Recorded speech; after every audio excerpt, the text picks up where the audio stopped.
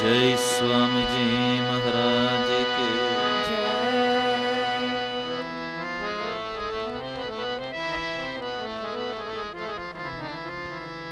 प्रकृतिं परमां अभयां वरदां नररूपधरां जनतापहरां शरणागत सेवकदोषकरीं प्रणमामि परां जननीं जगदीनसुतां अपरां कृपयाद्य तरणि भवसागर तारकरीं प्रणमामि परां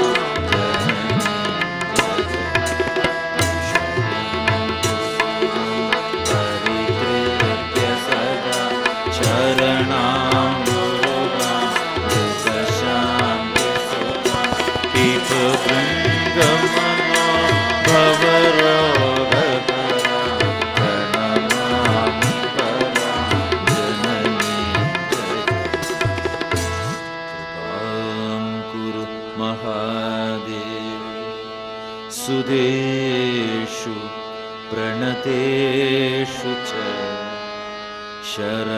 शरणाश्रय दानेन कृपामयि नमोऽस्तु ते लज्जापटा वृते नित्यं शारदे ज्ञानदायिके पापेभ्यो न सदा रक्ष कृपामयि नमोऽस्तु ते रामकृष्ण गदः प्राणां तन्नाम श्रवणप्रिय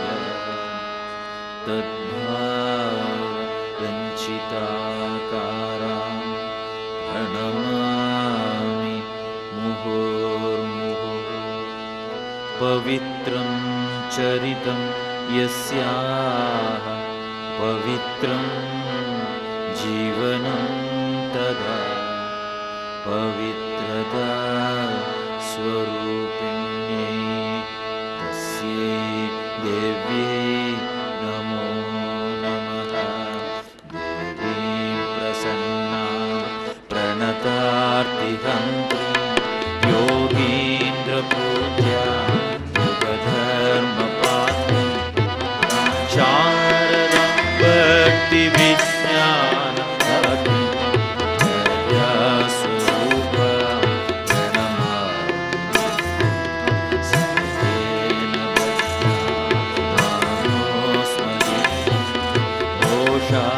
अशेषा आहेतुनानो दयसे सदोषा सांगे गृहीत्वा व्यथितं सीतमाता विनयेन याचे नित्यं भवस्नेहवती सुदेषु प्रेमैकविन्दुं चिरदग्धचित्तं देशिं च चित्तं कुरुणस्तु जननीं शारदां देवीं रामकृष्णं जगद्गुरुं पादपद्मे तयो श्रुत्वा प्रणमामि मुहुः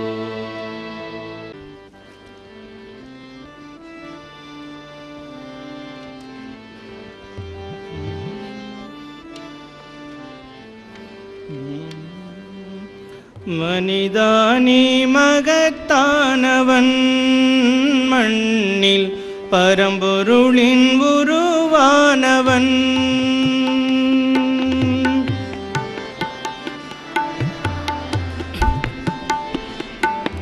பரம்பொருளின் உருவானவன் பாரதத்தாய் பெற்ற மகன் பண்பு சிறந்த மகன் வரலாற்றை உருவாக்கும் தலைமகன் நீ மனிதானி மனிதானி மகத்தானவன் மண்ணில் பரம்பொருளின் உருவானவன்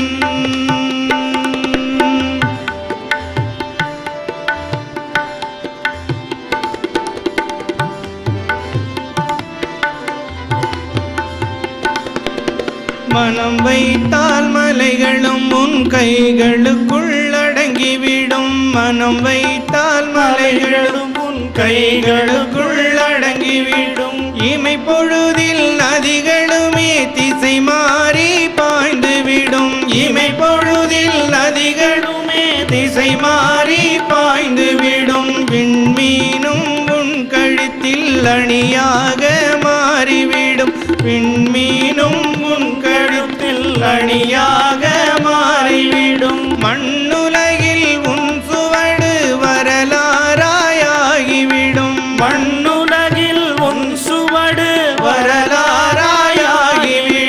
அழிவற்றவனே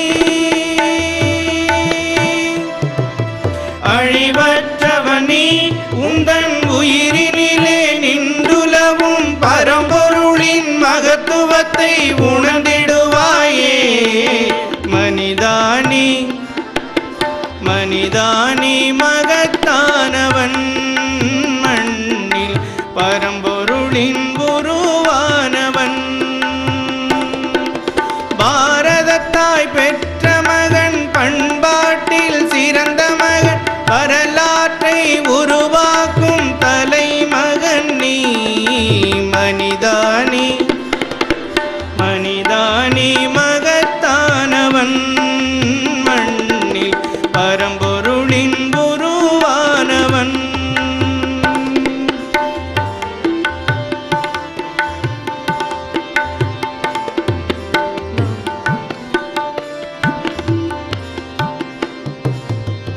நம்பிக்கை நம்பிக்கை உன்னிடத்தில் நம்பிக்கை நம்பிக்கை நம்பிக்கை உன்னிடத்தில் நம்பிக்கை கொண்டாலே ஆற்றல்களும் ஊற்றெனவே பொங்கி எழும் கொண்டாலே ஆற்றல்களும் ஊற்றெனவே தெரித்து விழும் மரணமற்ற பிறப்பற்ற எல்லையில்லா ஆன்மானி மரணமற்ற பிறப்பற்ற எல்லையில்லா ஆன்மானி மனது வைத்தால் உலகமே உன் காலடியில் வந்து விழும் மனது வைத்தால் உலகமே உன் காலடியில் வந்து விடும் உண்மையிலே நீ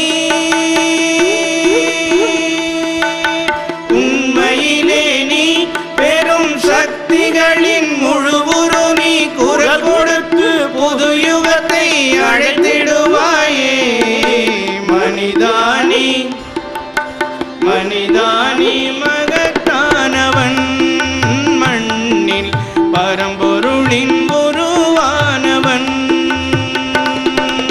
மனிதானி மகத்தானவன் மண்ணில் பரம்பொருளின் உருவானவன் சிங்கத்தின் இருதயத்தை வலிமை பெற தியானம் செய்வாய் சிங்கத்தின் இருதயத்தை வலிமை பெற தியானம் செய்வாய் ஜீவனிலே சிவனை கண்டு தொண்டதனை செய்திடுவாய் ஜீவனிலே சிவனை கண்டு தொண்டதனை செய்திடுவாய் துணிவு கொண்ட உள்ளத்துடன் சிங்கமென எழுவாய் நீ துணிவு கொண்ட உள்ளத்துடன் சிங்கமென எழுவாய் நீ மாயைதனை போக்கி உந்தன் மகத்துவத்தை உணர்வாய் நீ மாயைதனை போக்கி உந்தன் மகத்துவத்தை உணர்வாய் நீ முயன்றாலே நீ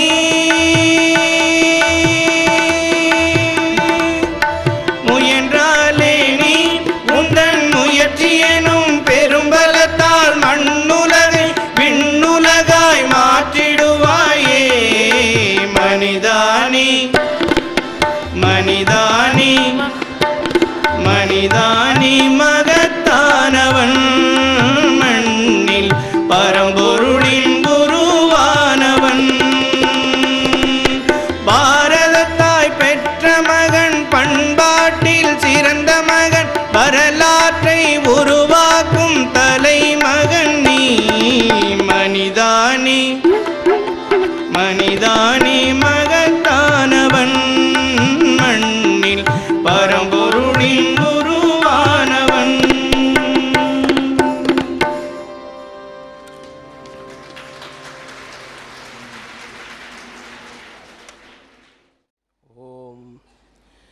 संस्थापकाय च धर्मस्य सर्वधर्मस्वरूपिणे अवतारवरिष्ठाय रामकृष्णाय ते नमः.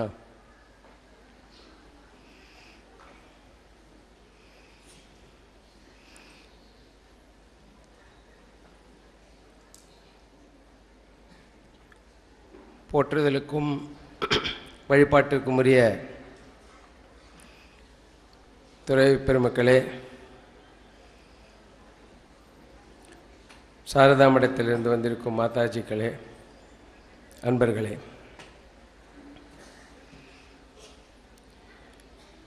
ஆயிரத்தி 1980 நடந்த ஒரு இன்டர்நேஷ்னல் கன்வென்ஷன், சர்வதேச மாநாட்டில் சுவாமி வீரேஸ்வரானந்தர் மகாராஜ் அவர்கள் இந்த தனியார் மையங்களை நம்முடன் இணைத்து அவற்றுக்கு ஒரு தனி அங்கீகாரம் அளிக்க வேண்டும் என்று ஆலோசனை கூறினார். அந்த ஆலோசனைக்கேற்ப பாவ பிரச்சார் பரிஷத் என்ற அமைப்பை தோற்றுவித்தார்கள். இந்தியாவில் உள்ள பல மாநிலங்கள் சுமார் கடந்த 20 வருடங்களாக இந்த பாவ பிரச்சார் பரிஷத்தின் கீழ் இயங்கி வருகின்றன. ஆனால் தமிழ்நாட்டில் நவம்பர் மாதம் 7ஆம் தேதியிலிருந்து தான் இந்த பாவ பிரச்சார் பரிஷத் துவங்கியது. ஆதலால் வரலாற்று முக்கியத்துவம் மிக்க இந்த தமிழ்நாடு பாவ பிரச்சார் பரிஷத்தின் கீழ் நடக்கக்கூடிய முதல் மாநாடு என்ற சிறப்பை இந்த திருப்பூர் பெற்றிருக்கிறது. போன வருடம் தமிழ்நாடு அரசு திருப்பூரை ஒரு தனி மாவட்டமாக பிரகடனம் செய்தார்கள். செய்த ஒரு வருடத்திலேயே இந்த முதல் மாநாட்டை நடத்தக்கூடிய சிறப்பும் திருப்பூர் நகரத்திற்கு கிடைத்திருக்கிறது. ஆதலால் திருப்பூர் மக்களுக்கு, குறிப்பாக சுமார் 25 ஆண்டுகளாக ராமகிருஷ்ண வித்யாலயத்தை நடத்தி வரும் திரு பாலசுந்தரம், திரு ஜெகநாதன், திரு பழனிசாமி போன்ற பல நிர்வாக கமிட்டி உறுப்பினர்கள், ஆசிரியர்கள், மாணவர்கள் மிகச் சிறப்பாக இந்த விழாவை ஏற்பாடு செய்திருக்கும் எல்லோருக்கும் எங்களுடைய வாழ்த்துக்களை தெரிவித்துக் கொள்கிறோம். ராமகிருஷ்ண மடத்தின் குரு பரம்பரையை பற்றி சில வார்த்தைகள் கூற என்னை பணித்திருக்கிறார்கள். நாம் எல்லோரும் பகவான் ஸ்ரீராமகிருஷ்ணரை பற்றி நிறைய கேட்டிருக்கிறோம். இன்று காலையிலும் 5 அழகான சொற்பொழிவுகளை கேட்டோம். அதேபோல் அன்னை சாரதா தேவியாரை பற்றியும் நிறைய கேட்டிருக்கிறோம். நாளையும் மாதாஜிக்கள் நிறைய சொல்லப் போகிறார்கள், கேட்கப் போகிறோம். சுவாமி விவேகானந்தரை பற்றியும் நிறைய கேட்டிருக்கிறோம். பகவான் ஸ்ரீராமகிருஷ்ணரின் நேர் சீடர்களை பற்றி ஓரளவு எல்லோரும் அறிந்திருக்கிறோம். இங்கே 2 பக்கமும் நாம் பார்க்கிறோம். நேர் சீடர்களின் போதனைகளை மிக அழகாக வரைந்திருக்கிறார்கள், எழுதியிருக்கிறார்கள் படத்துடன். ஆனால் இந்த ராமகிருஷ்ண மடத்தின் குரு பரம்பரையில் வந்த அடுத்த தலைமுறை சுவாமிகளை பற்றி பல பெரிய மகான்கள் வாழ்ந்திருக்கிறார்கள். அவர்களை பற்றி உங்களுக்கு தெரிந்திருக்க நியாயமில்லை. ஏனென்றால் கொள்கை அளவில் அவற்றை நாம் பிரசுரிப்பதில்லை. ஆதலால் அவர்கள் வாழ்க்கையிலிருந்து சில சம்பவங்களை சிந்திக்க விரும்புகிறேன்.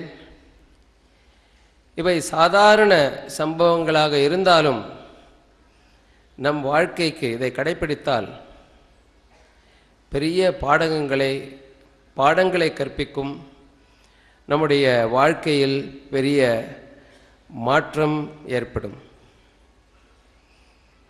முதலாவதாக சுவாமி மாதவானந்தர் என்று ஒரு பெரிய மகான் ராமகிருஷ்ண மடத்தில் இருந்தார். உலகளாவிய ராமகிருஷ்ண மடம் மற்றும் மிஷனின் 9வது தலைவராக இவர் இருந்தவர். அன்னை ஸ்ரீ சாரதா தேவியாரின் சீடர். சுவாமி மாதவானந்தருடைய சகோதரர் சுவாமி தயானந்தர் கூட ராமகிருஷ்ண மடத்தின் துறவியாக இருந்தவர் தான். அவரும் அன்னை சாரதா தேவியாரின் சீடர். சுவாமி தயானந்தர் ராமகிருஷ்ண மடத்தின் மிகப்பெரிய மருத்துவமனையாகிய கல்கத்தாவில் உள்ள சேவா பிரதிஷ்டான் என்ற மருத்துவமனையை தோற்றுவித்தவர். சுவாமி மாதவானந்தர் 23 வருடங்கள் ராமகிருஷ்ண மடம் மற்றும் மிஷனின் பொதுச் செயலராக இருந்தார். அதன் பிறகு மகாசமாதி அடையும் வரை 5 வருடங்கள் தலைவராக இருந்தார். சுவாமி மாதவானந்தர் மிகப்பெரிய பண்டிதர். பல சாஸ்திரங்களை சமஸ்கிருதத்திலிருந்து ஆங்கிலத்திற்கு மொழிபெயர்த்தவர். இன்றும் இந்த புத்தகங்களை நாம் படிக்கலாம். ஆனால் சாஸ்திரங்களை படிப்பது இறைவனை அடைவதற்கு மட்டுமே. பாண்டித்யம் என்பது பெயர் புகழ் இவற்றிற்காக அல்ல என்று திடமாக நம்பி அதை வாழ்க்கையில் வாழ்ந்து காட்டியவர். அடக்கமே உருவானவர். இவருக்கு வயதான காலத்தில் மூளையில் ஒரு கட்டி வந்திருந்தது, பிரெயின் டியூமர். அப்பொழுதெல்லாம் இந்தியாவில் நல்ல சிகிச்சை இருக்கவில்லை. அதனால் அவர் அமெரிக்காவில் உள்ள நியூயார்க்குக்கு சிகிச்சைக்காக சென்றிருந்தார். அந்த சிகிச்சை முடிந்த பிறகு அவருக்கு நடப்பதில் மிகுந்த சிரமம் ஏற்பட்டது. அதாவது கால்களில் ஒரு பிடிப்பு இல்லாமல் பேலன்ஸ் தவறிவிடும். அதனால் மருத்துவர்கள் தினமும் நடைப்பயிற்சி கொடுப்பார்கள். அப்படி நடக்கும் பொழுது இரு பக்கமும், வலது பக்கம் மற்றும் இடது பக்கம் விலகி செல்லாமல் இருப்பதற்கு 2 பக்கமும் புத்தகங்களை அடுக்கி விடுவார்கள். இந்த புத்தகங்களின் நடுவில் அவரை நடக்க சொல்வார்கள். ஆனால் மாதவானந்தர் அந்த மருத்துவர்களிடம் சொல்வார், அந்த புத்தகத்தில் இருப்பவை எழுத்துக்கள். அந்த அக்ஷரங்கள் சரஸ்வதி தேவியை குறிக்கும். நான் கால் தவறி அதை மிதித்து விட்டால் அது நான் சரஸ்வதிக்கு செய்த அவமானமாகும். ஆதலால் புத்தகங்களை எடுத்து விடுங்கள், அதற்கு பதில் வேறு எதையாவது வையுங்கள் என்று சொல்வார். இப்படி சாதாரண புத்தகங்களில் கூட சரஸ்வதி தேவியை கண்டவர் சுவாமி மாதவானந்தர். இந்த தருணத்தில் சுவாமி பூதேஷானந்தர் ராமகிருஷ்ண மடத்தின் தலைவராக இருந்தவருடைய வாழ்க்கையில் ஒரு சம்பவம் என் மனத்திற்கு வருகிறது. அவர் மடம் சேருவதற்கு முன்பு கல்லூரியில் படித்து கொண்டிருக்கும் பொழுது அவர் பிலாசபி படித்தார். அந்த காலத்தில் அவருடைய பேராசிரியர் ஒரு மிகச்சிறந்த தத்துவஞானி. தத்துவஞானம் போதிப்பதில் மிகவும் வல்லுனர். அவருடைய வகுப்புகளை கேட்டு சுவாமி பூதேஷானந்தர் மிகுந்த சந்தோஷம் அடைவார். பிறகு ஒரு நாள் அவருடைய பேராசிரியரை பார்த்து பூதேஷானந்தர் சொன்னார், உங்களுடைய வகுப்புகள் மிக நன்றாக இருக்கின்றன, நீங்கள் மிக அழகாக தத்துவ ஞான கருத்துக்களை விளக்குகிறீர்கள். எனக்கு உங்களுடைய வகுப்பு மிகவும் பிடித்திருக்கிறது என்று சொன்னார். அதை கேட்ட பேராசிரியர், உனக்கு இவ்வளவுதான் தெரியுமா? நான் இன்னும் எவ்வளவு புத்தகங்களை படித்திருக்கிறேன் தெரியுமா? சனிக்கிழமை என்னுடைய வீட்டிற்கு வா, எவ்வளவு புத்தகங்கள் இருக்கிறது என்று உனக்கு காண்பிக்கிறேன் என்றார். மிகவும் வியப்படைந்த சுவாமி பூதேஷானந்தர் அப்பொழுது கல்லூரி மாணவர் அவர் வீட்டிற்கு சென்றார். அந்த பேராசிரியர் நாற்காலியில் உட்கார்ந்திருந்தார். இந்த இடத்தில் இருந்த அவருடைய மேஜையின் மீது பல புத்தகங்கள் சிதறப்பட்டிருந்தன. அவருக்கு பின்னால் நூலகத்தை போன்று நிறைய புத்தகங்கள் அலமாரியில் அடுக்கி வைக்கப்பட்டிருந்தன. தரையில் கூட நிறைய புத்தகங்கள் அங்கும் இங்கும் இறைந்து கிடந்தன. அந்த பேராசிரியர் தன்னை பற்றி வீராப்பாக பேசினார். இதோ பார், இந்த புத்தகத்தை நான் படித்திருக்கிறேன் என்று ஒரு புத்தகத்தை காண்பிப்பார். இன்னொரு புத்தகத்தை அந்த மேஜையிலிருந்து காண்பித்து, இதையும் நான் படித்திருக்கிறேன். இன்னொரு புத்தகத்தை காண்பித்து இப்படியே சொல்வார். பிறகு அந்த அலமாரியில் ஷெல்ஃபில் இருக்கக்கூடிய புத்தகங்கள் எல்லாவற்றையும் நான் கரைத்து குடித்திருக்கிறேன் என்றார்.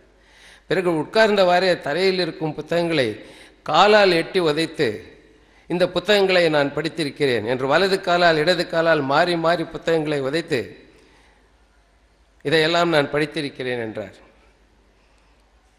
இதை பார்த்தவுடன் சுவாமி பூதேஷானந்தருக்கு அவர் மேல் இருந்த மதிப்பு மிகவும் குறைந்து விட்டது. இவர் வெறும் பண்டிதர் மட்டுமே, இவர் இறைவனை காண்பதற்காக தத்துவ ஞானத்தை படிப்பதில்லை. பகவான் ஸ்ரீராமகிருஷ்ணரை போல் இப்படிப்பட்ட பண்டிதர்கள் கழுகை போன்றவர்கள். அந்த கழுகு மிக உயரத்தில் பறந்து கொண்டிருக்கும். அதே போல் இவர்கள் உயர்ந்த தத்துவத்தை சொல்லிக் கொண்டிருப்பார்கள். ஆனால் அந்த கழுகு என்ன செய்யும்? ஒரு பிணம் எங்காவது இருந்தால் கீழே இறங்கி வந்து அந்த பிணத்தின் மீது உட்கார்ந்து கொண்டு அதை கொத்தி தின்ன ஆரம்பித்து விடும். அதே போல் இறைவனை காண்பதற்கு அல்லாமல் வெறுமனே பண்டிதர்களாக இருப்பவர்கள் மிக உயர்ந்த தத்துவங்களை போதித்து கொண்டிருந்தாலும் அவர்களுடைய மனம் மட்டும் காமகாஞ்சனத்தில் இருக்கும் என்பதை புரிந்து கொண்டார். கொஞ்சம் கூட மரியாதை இல்லாமல் இப்படி புத்தகங்களை காலால் எட்டி உதைப்பது சரஸ்வதியை அவமதிப்பதற்கு சமமாகும் என்று சுவாமி பூதேஷானந்தர் சொல்வார். இது இரண்டும் எப்படி கான்ட்ராஸ்ட், ஒப்பிட்டு பார்த்தால் மாதவானந்தர் எப்படி இருந்தார், இந்த பண்டிதர் எப்படி இருந்தார் என்று. இதே போல் ஒரு சம்பவம் சுவாமி ரங்கநாதானந்தருடைய வாழ்க்கையில். அவர் 1ஆம் வகுப்பில் படித்து கொண்டிருக்கும் பொழுது 5 வயது. அப்பொழுது பள்ளியில் ஒரு மாணவர் ஒரு கெட்ட வார்த்தையை சொல்லிக் கொடுத்தார். அதற்கு பொருள் தெரியாமல் அவருடைய பெயர் ரங்கநாதானந்தருடைய பெயர் அப்பொழுது சங்கர் மகாராஜ் என்று, சங்கர் என்று சொல்வார்கள். இவருக்கு அந்த கெட்ட வார்த்தையின் பொருள் தெரியாது. வீட்டிற்கு வந்து தாயிடம் அந்த கெட்ட வார்த்தையை சொல்லிவிட்டார். இதை கேட்ட அவருடைய தாய், மகனே, நீ கெட்ட வார்த்தைகளை பேசக்கூடாது. ஏனென்றால் உன்னுடைய நாக்கில் சரஸ்வதி தேவி இருக்கிறார். கெட்ட வார்த்தை பேசினால் சரஸ்வதி உன் நாக்கில் இருந்து சென்று விடுவார் என்று கூறினார். அவருடைய தாய் கூறியது மிக ஆழமாக சங்கர் மகாராஜின் மனத்தில் பதிந்து விட்டது. பிறகு 95 வயதில் சுவாமி ரங்கநாதானந்தர் சொல்வார், இந்த சம்பவத்தை கூறி சொல்வார், 5 வயதிலிருந்து இன்று வரை நான் ஒரு கெட்ட வார்த்தை கூட என் வாழ்க்கையில் பேசியதில்லை. அதாவது 90 ஆண்டுகளின் தவம், ஒரு கெட்ட வார்த்தை கூட பேசாமல் இருந்த அந்த நாக்கில் தான் சரஸ்வதி தேவி அமர்ந்தார்கள். அதனால்தான் அவர் உலகம் முழுவதும் 25 முறை சென்று வேதாந்தத்தை பிரச்சாரம் செய்தார். ரங்கநாதானந்தர் கல்லூரிக்கு போகவில்லை, வெறும் பள்ளி படிப்பை மட்டுமே படித்தவர். ஆனால் உலகம் முழுவதும் சென்று பல பெரிய அறிஞர்களை சந்தித்து உலகளாவிய மிகப்பெரிய ஒரு சொற்பொழிவாளராக திகழ்ந்தார். அவருடைய மகாசமாதிக்கு பிறகு 13வது நாள் வேலூர் மடத்தில் பொதுக்கூட்டம் நடந்தது. அந்த பொதுக்கூட்டத்தில் நம்முடைய மடத்தின் இன்றைய தலைவராகிய சுவாமி ஆத்மஸ்தானந்தஜி மகாராஜ் அவர்கள் சொன்னார், நம்முடைய ராமகிருஷ்ண இயக்கத்தில்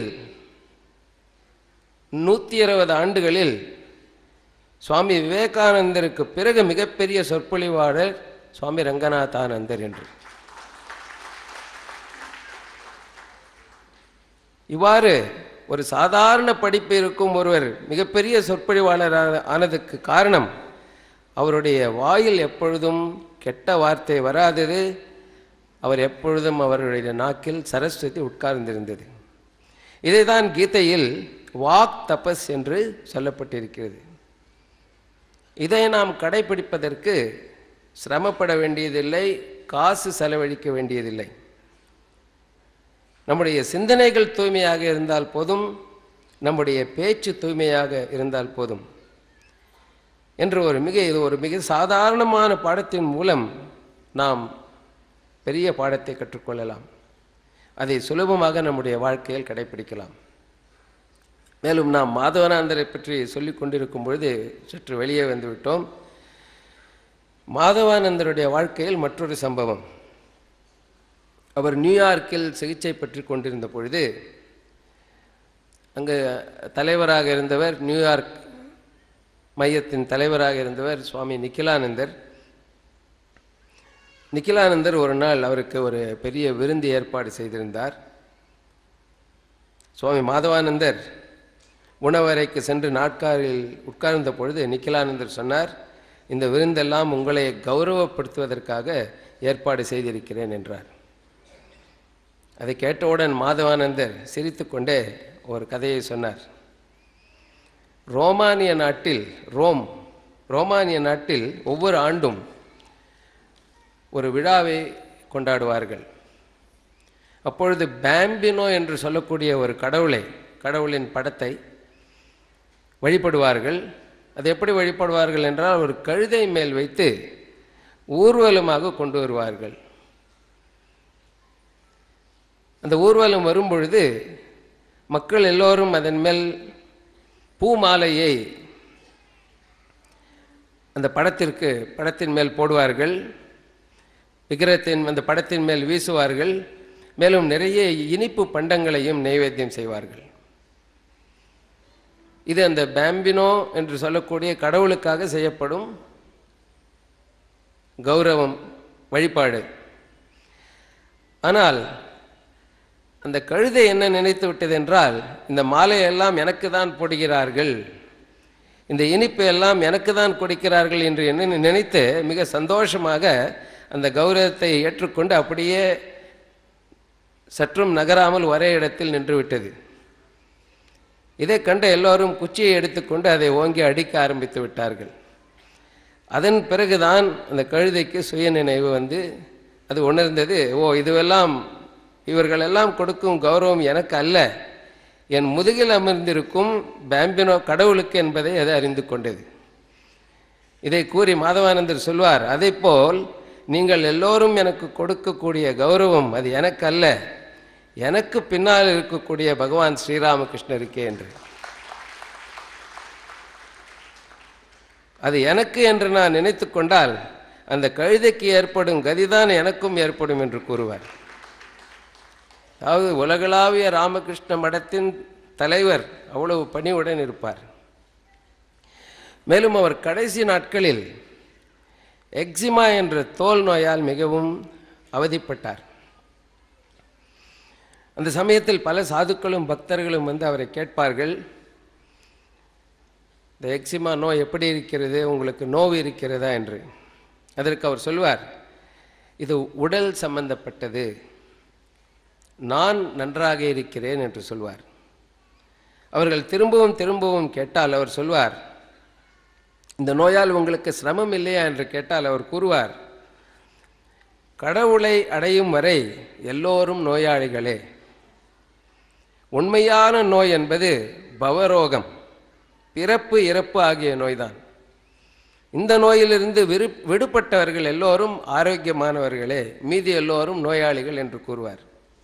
அதாவது அவர் கடவுளை அடைந்து விட்டதால் ஆரோக்கியமாக இருக்கிறார். இந்த தோல் நோய் எல்லாம் உடலுக்கு சம்பந்தப்பட்டது, இதனால் எவ்வளவு நோவு வந்தாலும் அவரை பாதிக்காது என்று சொல்வார்.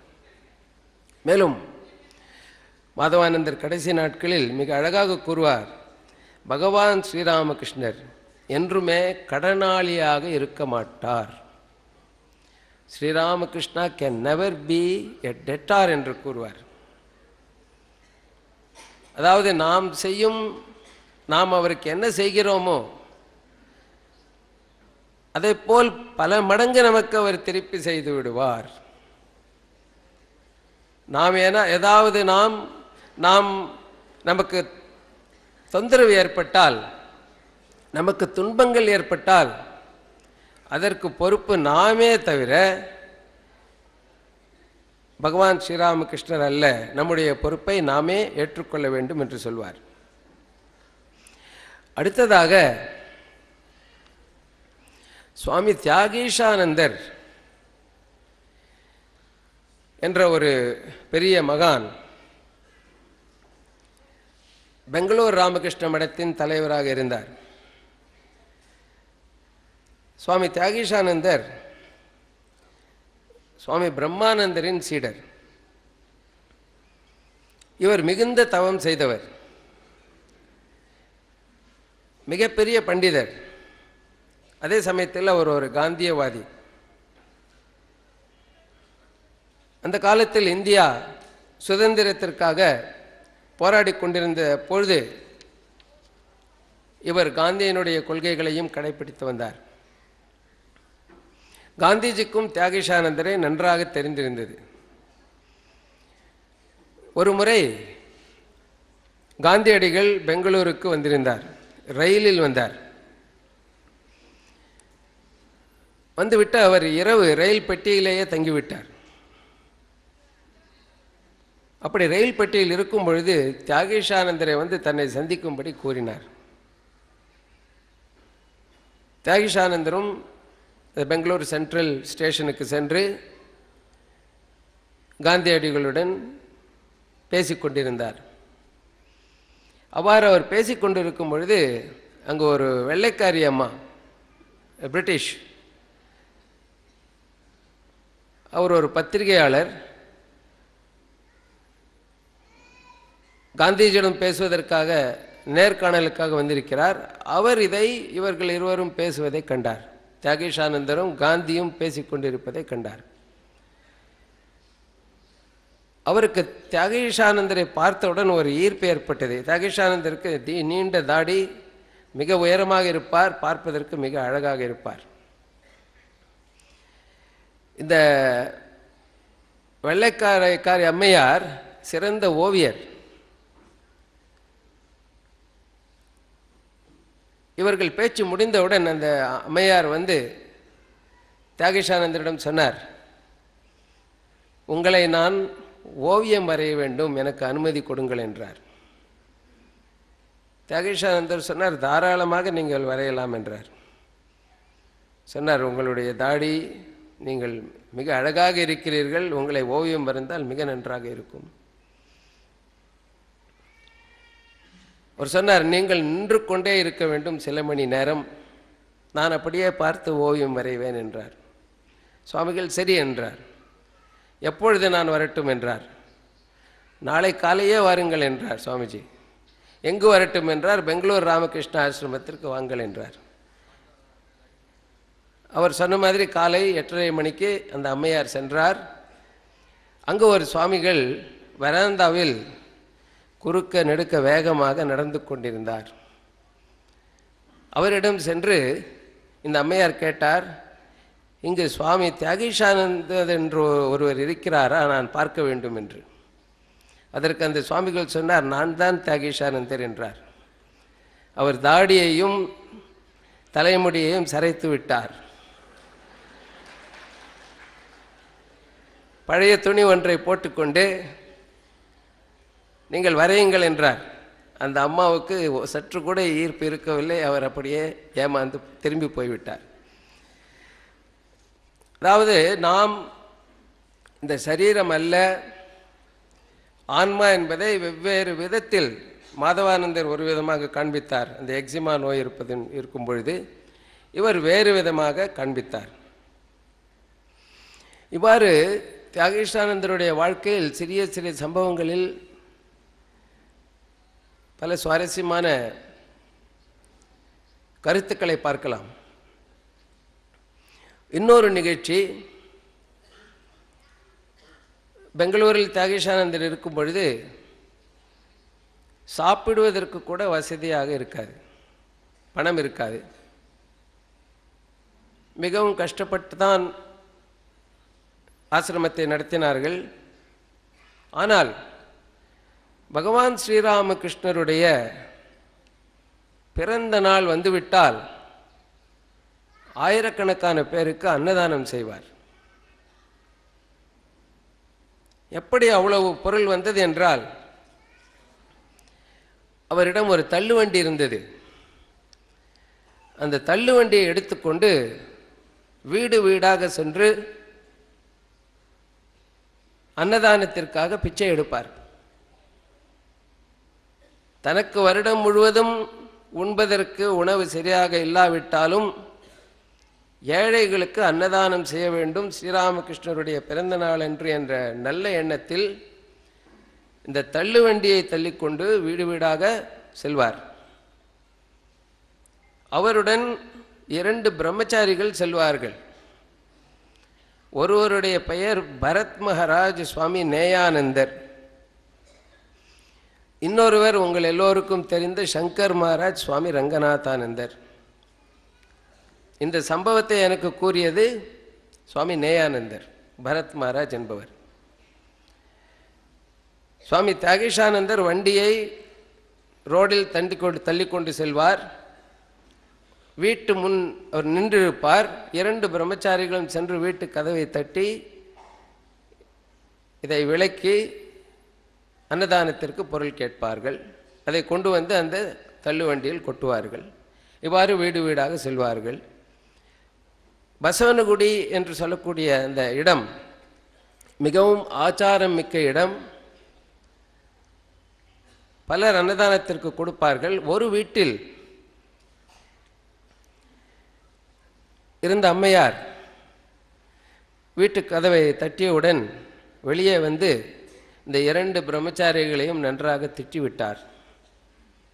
அந்த அம்மையார் சொன்னார், உங்கள் மடம் ஆச்சாரம் இல்லாத மடம், எல்லா ஜாதிக்கும் நீங்கள் சந்நியாசம் கொடுக்கிறீர்கள், எல்லா மதத்தையும் நீங்கள் ஏற்றுக்கொள்கிறீர்கள், இதெல்லாம் சாஸ்திரங்களுக்கு புறம்பானது, இந்து மத விதிமுறைகளுக்கு புறம்பானது என்றெல்லாம் திட்டி அவர்களை அனுப்பிவிட்டார். இதை கேட்ட சங்கர் மகாராஜ் அவர்களுக்கு கண்ணில் நீர் வந்துவிட்டது. அவர் தன் அழுகையை அடக்கி கொண்டே திரும்பி வந்தார். இருந்தாலும் தியாகேஷானந்தர் அதை கவனித்து விட்டார். அவருடைய இறுக்கமான சோகமான முகத்தை கண்டு என்ன ஆயிற்று என்று கேட்டார். அதற்கு சங்கர் மகாராஜ் கூறினார், அந்த வீட்டில் அம்மையார் எங்களை திட்டிவிட்டார், அதனால்தான் நான் சோகமாக இருக்கிறேன் என்று. அதற்கு சுவாமி தியாகேஷானந்தர் கூறினார், எத்தனை வீடுகளில் உங்களை கௌரவமாக நடத்துகிறார்கள், அதையெல்லாம் நீ மறந்துவிடக்கூடாது. ஒரே ஒரு வீட்டில் மட்டும் இப்படி செய்தார்கள் என்பதற்காக நீ சோகப்படக்கூடாது. அது சரி, நாம் தினமும் காலையில் பகவத்கீதை படிக்கிறோம் அல்லவா? அவர் தியாகேஷானந்தர் சொல்கிறார், தினமும் நாம் பகவத்கீதை படிக்கிறோம் அல்லவா? அதில் என்ன கூறியிருக்கிறது? நம்ம பாராயணம் செய்கிறோம், சுகதுக்கே சமய கிருத்வா லாபா லாபோ ஜயா ஜயோ துல்லிய நிந்தா ஸ்துதி ததா மானாபமானயோகோ என்றெல்லாம் படிக்கிறோம். அதாவது சுகம் துக்கம் எது வந்தாலும் சமமாக இருக்க வேண்டும். நிந்தா ஸ்துதி, நம்மை நிந்தை செய்தாலும் புகழ்ந்தாலும் துல்லியா சமமாக இருக்க வேண்டும். மானம் அவமானம், கௌரவம் அவமானம் 2 வந்தாலும் சமமாக இருக்க வேண்டும். இதையெல்லாம் நாம் படிக்கிறோமே, இதை நாம் பழகுவதற்கு நமக்கு யாராவது வாய்ப்பு கொடுக்க வேண்டும் அல்லவா? அந்த அம்மையார் நமக்கு ஒரு வாய்ப்பு கொடுத்திருக்கிறார் என்று எண்ணிக்கொள் என்று சுவாமி தியாகேஷானந்தர் ரங்கநாதானந்தருக்கு போதனை செய்தார். மேலும் தியாகேஷானந்தர் இருந்த பொழுது இங்கு பெங்களூரில் இருந்து சாதுக்களும் பிரம்மச்சாரிகளும் சொல்வார்கள், சுவாமிஜி, பெங்களூர் என்பது பெரிய நகரம். இங்கு பகவான் ஸ்ரீராமகிருஷ்ணருக்கு ஒரு சிறிய பிரார்த்தனை கூட மட்டுமே இருக்கிறது. பெரிய கோயில் ஒன்று கட்ட வேண்டும், அதற்கு ஏற்பாடு செய்யுங்கள் என்று சொல்வார். அதற்கு தியாகேஷானந்தர் பதிலளித்தார், முதலில் உன்னுடைய இதயத்தில் ஸ்ரீராமகிருஷ்ணருக்கு கோயிலை கட்டு, பிறகு வெளியில் கோயிலை கட்டுவதை நாம் பார்த்து கொள்ளலாம். முதலில் தவம் செய், சாதனைகள் செய், ஸ்ரீராமகிருஷ்ணரை உன்னுடைய இதயத்தில், இதயம் என்றும் கோயிலில் வீற்றிருக்கும்படி செய் என்று சொன்னார். தியாகேஷானந்தர் உயிரோடு இருக்கும் வரை அவர் ஸ்ரீராமகிருஷ்ணருக்கு கோயில் கட்டவே இல்லை. அதற்கு பிறகு சுவாமி யதீஸ்வரானந்தர் பெங்களூருக்கு தலைவராக வந்தார். அவர்தான் பெரிய கோயிலை கட்டினார். சுவாமி யதீஸ்வரானந்தரும் ராமகிருஷ்ண மடத்தின் மிகப்பெரிய மகான். சுமார் 20 வருடங்களுக்கு மேல் அமெரிக்கா, ஐரோப்பா போன்ற நாடுகளில் வேதாந்தத்தை பிரச்சாரம் செய்தவர். இவர் சென்னை ராமகிருஷ்ண மடத்தின் தலைவராகவும் இருந்தவர். கடைசி நாட்களில் பெங்களூரு ராமகிருஷ்ண ஆசிரமத்தின் தலைவராக இருந்தார். மேலும் ராமகிருஷ்ண மடம் மற்றும் மிஷனின் துணைத் தலைவராக இருந்தார். இவருடைய வாழ்க்கையிலிருந்து 1-2 சம்பவங்கள்.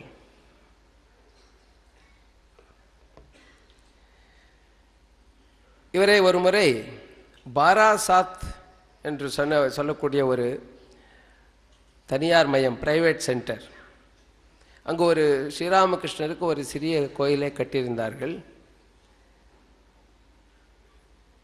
பாராசாத் என்று சொல்லக்கூடியது மகாபுருஷ் மகாராஜ் சுவாமி சிவானந்தர் பிறந்த ஊர். அங்கு ஸ்ரீராமகிருஷ்ணரை புதிய கோயிலில் பிரதிஷ்டை செய்வதற்கு இவரை கூப்பிட்டிருந்தார்கள்.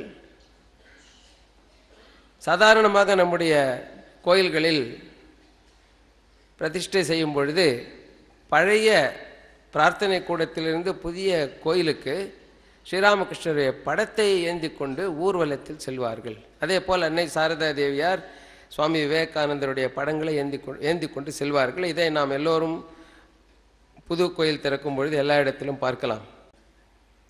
நான் அவரிடம் கூறினேன், நீங்கள் மிகவும் கனமாக இருப்பீர்கள், உங்களை நான் எப்படி தூக்கி கொண்டு நடப்பது என்றேன். அதற்கு அவர் சொன்னார், உன்னால் முடியும், நீ என்னை தூக்கி கொண்டு இந்த அறையை சுற்றி சுற்றி நடக்க வேண்டும் என்று சொன்னார். நானும் அவரை தூக்கி கொண்டு அந்த அறையை சுற்றி வந்தேன், பல முறை சுற்றி வந்தேன். அவர் கனமாகவே இருக்கவில்லை, மிகவும் லகுவாக இருந்தார். பிறகு ஸ்ரீராமகிருஷ்ணர் திடீரென்று மறைந்து விட்டார். இதை சொல்லிவிட்டு யதீஸ்வரானந்தர் சொல்கிறார், பல வருடங்களுக்கு முன்பு ஜெர்மனியில் நடந்த அந்த சம்பவம் இன்று ஸ்ரீராமகிருஷ்ணரை நான் எடுத்துக்கொண்டு செல்லும் பொழுது அந்த பழைய நினைவு எனக்கு வந்தது, அதனால் தான் நான் ஆனந்த கண்ணீர் வடித்தேன் என்று கூறினார். மேலும் ஒரு சீடர் யதீஸ்வரானந்தரிடம் கேட்கிறார், சுவாமிஜி அவர்களே, நீங்கள் சுவாமி பிரம்மானந்தருடைய சீடர், நீங்கள் பிரம்மானந்தரை எப்பொழுதாவது பார்க்கிறீர்களா என்று கேட்கிறார். அதற்கு யதீஸ்வரானந்தர் பதில் சொல்கிறார், ஒவ்வொரு நிமிடமும் பிரம்மானந்தர் என்னிடம் இருந்து கொண்டு என்னை வழி நடத்துகிறார் என்று கூறுகிறார். பிறகு அந்த சீடர் கேட்கிறார், அப்படியானால் ஸ்ரீராமகிருஷ்ணரையும் நீங்கள் எப்பொழுதும் பார்த்து கொண்டே இருக்கிறீர்களா என்று. அதற்கு யதீஸ்வரானந்தர் கூறுகிறார், ஸ்ரீராமகிருஷ்ணரை நான் கோயிலுக்கு செல்லும் பொழுதெல்லாம் அவர் இருப்பதை உணர்கிறேன் என்று கூறுகிறார். யதீஸ்வரானந்தர் எப்பொழுதும் நள்ளிரவில் உட்கார்ந்து ஜபம் செய்வது வழக்கம். இது அவர் சிறு வயதில் ஒரு முறை, நீங்கள் எட்டர்னல் கம்பெனியில் படிக்கலாம், ஒரு முறை அவருக்கு ஜபம் செய்வதற்கு மனம் கொஞ்சம் சஞ்சலமாக இருந்த பொழுது பிரம்மானந்தர் அவரிடம் சொல்லியிருந்தார், நள்ளிரவில் தினம் ஜபம் செய் என்று. அதை கடைசி நாள் வரை அவர் நள்ளிரவில், அவருக்கு உடல்நிலை எப்படி இருந்தாலும் சரி, களைப்பாக இருந்தாலும் சரி, நோய்வாய்ப்பட்டிருந்தாலும் சரி, அவர் நள்ளிரவில் தினமும் ஜபம் செய்வார். அவ்வாறு ஒரு நாள் நள்ளிரவில் உட்கார்ந்து கையில் ஜபமாலை வைத்துக்கொண்டு ஜபம் செய்து கொண்டிருக்கும் பொழுது அவர் ஒரு காட்சி கிடைத்ததாக சொல்கிறார். அவர் இருந்த அறை திடீரென்று ஒளிமயமாக மாறிவிட்டது. இந்த ஒளிமயமாக மாறி அந்த ஒளியை தாங்க முடியாமல் அவர் கண்களை மூடிக்கொண்டார்.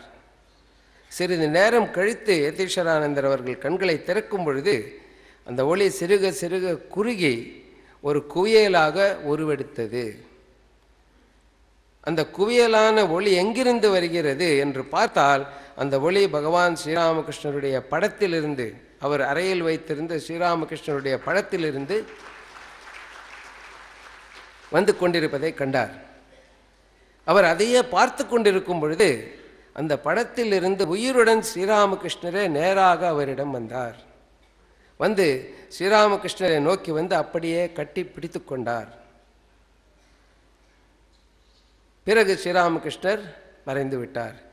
இதை கூறிய பிறகு யதீஸ்வரானந்தர் கூறுகிறார், இந்த இறைக்காட்சி கிடைத்தவுடன் எனக்கு தெரிந்துவிட்டது, இந்த பூமிக்கு நான் வந்த பணி முடிந்து விட்டது என்று.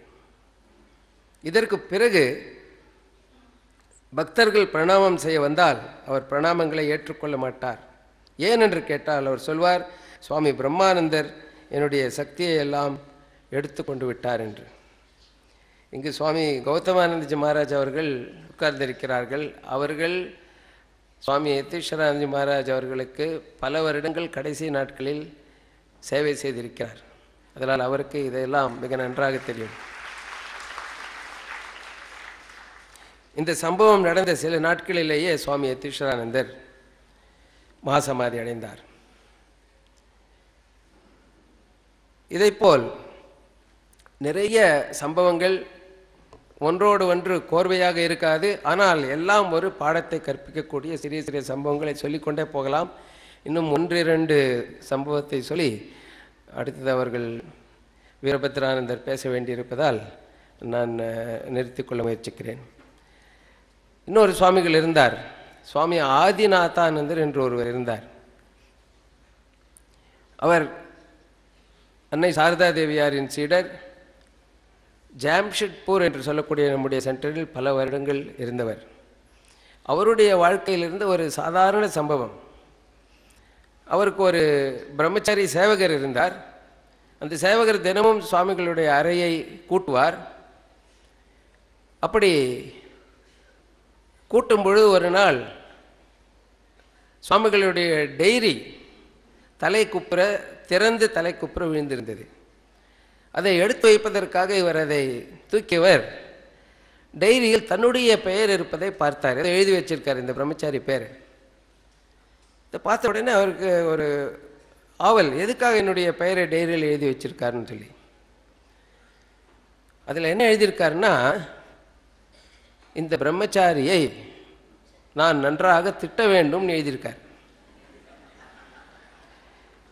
எப்போ திட்ட வேண்டும்னா, அந்த தேதியை பார்த்தா அன்னிலிருந்து 1 மாதம் ஆன பிறகு. இன்னைக்கு உதாரணமாக இன்னைக்கு டிசம்பர் 26ன்னா ஜனவரி 26ஆம் தேதி திட்டணும்னு எழுதி வச்சிருக்கார். அப்போ அது என்ன அர்த்தம்னா, சாதுக்களுக்கு யார் மேலும் கோபம் கிடையாது. 1 மாதம் கோபம் யாரை வச்சுன்னு திட்ட மாட்டாங்க. அவர் அவர் அவர் அவர் மனதில் என்ன இருக்குன்னா, இவர்கள் சாதனை செய்யும் பொழுது இவர்களுடைய அகங்காரம் எல்லாம் குறைய வேண்டும். அப்பொழுது தான் அவர்கள் செய்யும் சாதனை பலன் தரும். அகங்காரத்துடன் அவர்கள் வேலை செய்தால் அது பலனை தராது. சீடனுடைய நலனுக்காக தன் கீழ் பணி செய்யும் அவர்கள் எப்படி பணிகள் செய்கிறார்கள், சாதனைகள் பலன் தரும் என்பதில் அவர் உண்மையான அக்கறை கொண்டிருந்தார். அதனால் உண்மையான சாதுக்களுக்கு கோபம் என்பதே கிடையாது. சுவாமி பிரம்மானந்தர் கூறுவார், சாதுக்களின் கோபம் என்பது தண்ணீரில் வரையும் ஒரு கோடு போன்றது என்பார். தண்ணீரில் கோடு வரைஞ்சால் எப்படி, அடுத்த நிமிஷமே அது மறைஞ்சிடும். அதே போல் இந்த மாதிரி இது ஒரு சாதாரண சம்பவத்தின் மூலமாக நமக்கு அவர் கற்பிக்கிறார். இது போல் நிறைய சம்பவங்கள் இருக்குது. இன்னும் ஒன்றே மாத்திரம் சொல்லிட்டு நான் நிறுத்திக்கிற நேரமாச்சு. சிங்கப்பூரில் சுவாமி பாஸ்வரானந்தர் என்று ஒரு இருந்தார், ஒரு சுவாமிகள். அப்பொழுது அந்த செகண்ட் வேர்ல்டு வார், இரண்டாவது உலகப் போரில் நிறைய இந்திய ஜவான்கள் இறந்து விட்டார்கள். அதனால் நிறைய அனாதைகள், சிங்கப்பூரில் மட்டும் 100 அனாதைகள் இருந்தார்கள். இந்த 100 அனாதைகளுக்கும் புகலிடம் கொடுத்து ஒரு அனாதை இல்லத்தை அவர் துவங்கினார். பாஸ்வரானந்தர் நேதாஜி சுபாஷ் சந்திர போஸ் அவர்களுக்கு மிகவும் நெருங்கிய நண்பராக இருந்தார். நேதாஜி விவேகானந்தரின் பெரிய பக்தர், சிங்கப்பூர் ஆசிரமத்திற்கு அடிக்கடி வருவார். கடைசியாக கூட நேதாஜி மாயமாக மறைந்ததற்கு முன்பு எல்லோரும் கடைசியாக அவரை பார்த்தது சிங்கப்பூர் மடத்தில் உட்கார்ந்து கொண்டு தியானம் செய்து கொண்டிருந்தது என்று சொல்வார்கள். அங்கிருந்த அந்த அனாதை இல்லத்தை திறந்து வைத்தவர் கூட நேதாஜி சுபாஷ் சந்திர போஸ். இந்த நேதாஜி சுபாஷ் சந்திர போஸ் மாயமாவதற்கு முன்பு இந்தியன் நேஷனல் ஆர்மி INA அதை கலைக்கும் எண்ணம் கொண்டு அங்கே இருக்கக்கூடிய மரச்சாமான்கள், ஃபர்னிச்சர் எல்லாவற்றையும் உங்கள் அனாதை ஆசிரமத்துக்கு கொடுத்து விடுகிறேன் என்று பாஸ்வரானந்தரிடம் சொன்னார். அப்பாவியாக இருந்த பாஸ்வரானந்தரும் ஒப்புக்கொண்டார். அவர் அந்த மரச்சாமான்களை மாணவர்களுக்காக கொடுத்துவிட்டு மாயமாக எங்கோ மறைந்து விட்டார். இது நடந்த சில தினங்களில் ஜப்பானியர்கள் சிங்கப்பூரை ஆக்கிரமித்தார்கள். அவர்கள் ஒவ்வொரு வீடாக ஒவ்வொரு இந்த ஆசிரமத்திற்கெல்லாம் நிறுவனமாக எல்லாவற்றையும் பார்த்து, இங்கு நம்முடைய மடத்தில் மரச்சாமான்களில் INA இந்தியன் நேஷனல் ஆர்மி என்று எழுதியிருப்பதை பார்த்து இந்த பாஸ்வரானந்தரை துளைத்து கேள்வி கேட்க ஆரம்பித்தார்கள். பிறகு அவரை கூப்பிட்டு கொண்டு சென்று சிறையில் அடைத்து விட்டார்கள்.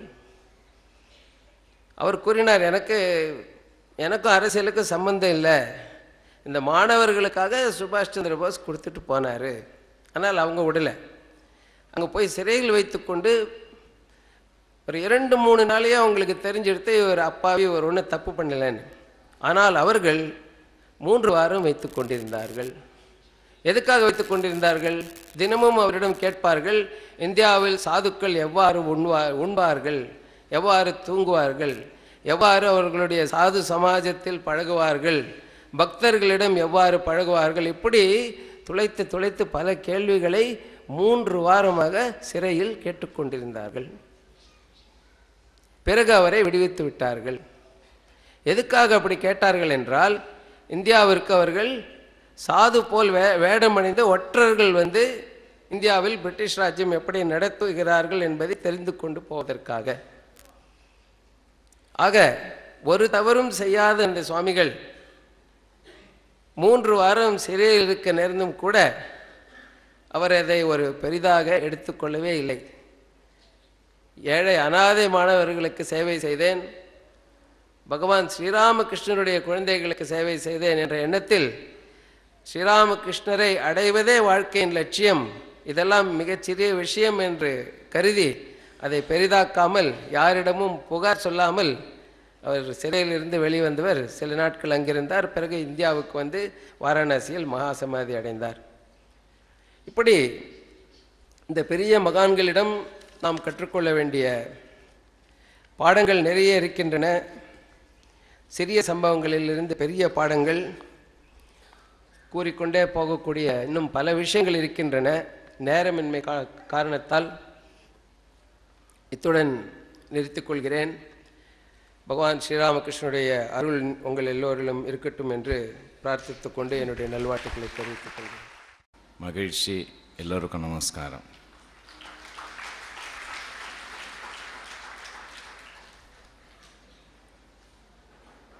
ஒரு அருமையான ஸ்லோகம் இந்த தலைப்பின் தொடர்பாக என் மனதில் வருகிறது. அந்த ஸ்லோகம் தினசரி நம்முடைய மடத்தில் பாடக்கூடிய பாடலின் சில வரிகள். அதில் ஸ்ரீராமகிருஷ்ணருடைய அருளை எப்படி நாட வேண்டும் என்பதை நாம் காணலாம். அதை கூறிவிட்டு இந்த தலைப்பில் நாம் நுழைவோம். நாகாதி லோகம் சுகதம் ச திவ்யம் சுரம்யம் ஐஸ்வர்யம் அகம் ந யாச்சே. உயர்ந்த லோகங்களை ஹே பிரபு நான் விரும்பவில்லை, தெய்வீக சுகபோகங்களையும் நான் நாடவில்லை, அழகை நாடவில்லை, ஐஸ்வர்யத்தை பொருள் வளத்தையும் நான் நாடுவதில்லை. ஹிருதாசனே துவம் கிருபையா சதாவை வசைத்தியாச்சே புவி ராமகிருஷ்ணம். என் இதய ஆசனத்தில் இருந்து கொண்டு அங்கேயே நீ என்றென்றும் வாழ்ந்திருக்க வேண்டும் என்று நான் யாச்சனை செய்கிறேன். இவ்வாறு இந்த பாடல் வருகிறது. ஸ்ரீராமகிருஷ்ணருடைய அருளை நாம் பெறுவதற்கு என்ன செய்ய வேண்டும்? பிச்சைக்காரனாக நாம் மாற வேண்டும். The art of begging. பிச்சைக்காரனிடம் ஒன்றுமே இல்லாதிருப்பது போன்று நம் உள்ளம் வெற்றிடமாகி இருந்தால்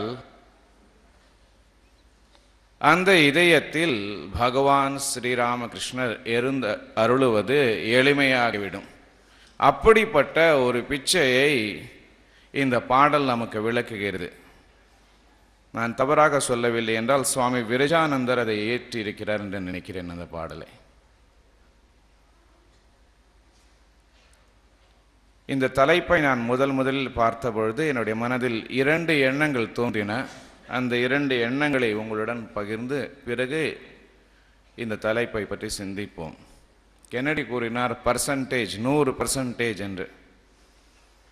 இந்தியாவிலிருந்து பப்ளிக் ஒர்க்ஸ் டிபார்ட்மெண்ட் மினிஸ்டர் ஒருவர் ஜப்பானிற்கு சென்றிருந்தார்.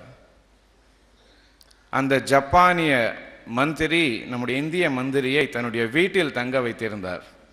அந்த வீட்டை பார்த்து நம்முடைய இந்திய மந்திரி மலைத்து போனார். அடே அப்பா, இது வீடா அரண்மனையா? அடுத்த நாள் காலை உலாவ வரும்பொழுது அவர் கேட்கிறார், உங்களுடைய வீடு இவ்வளவு அழகாக இருக்கிறதே, அது அரண்மனையை போன்று இருக்கிறது, எப்படி கட்டினீர்கள்? ஜப்பானிய மந்திரி சிரித்து கொண்டே கூறுகிறார், அங்கே பாருங்கள். அங்கே பார்த்தார், ஒரு மேம்பாலம் தெரிகிறது, 10%. யாருக்கும் புரியலன்னு நினைக்கிறேன். அந்த மேம்பாலத்தை காட்டிவிட்டு 10% என்று கூறினார். 3 ஆண்டுகளுக்கு பிறகு ஜப்பானிய மந்திரி இந்திய நாட்டுக்கு வந்து இந்த மந்திரியின் வீட்டில் தங்கினார். இவரும் கூறினார், உங்களுடைய வீடு இவ்வளவு அழகாக அரண்மனையை போன்று இருக்கிறது, நீங்கள் எப்படி இந்த ஏழ்மை நிறைந்த இந்தியாவில் கட்டினீர்கள் இந்த வீட்டை? ஒரு நதியின் மீது இருக்கும் பாலத்தை காண்பித்தார், கூட்டினார் 40%.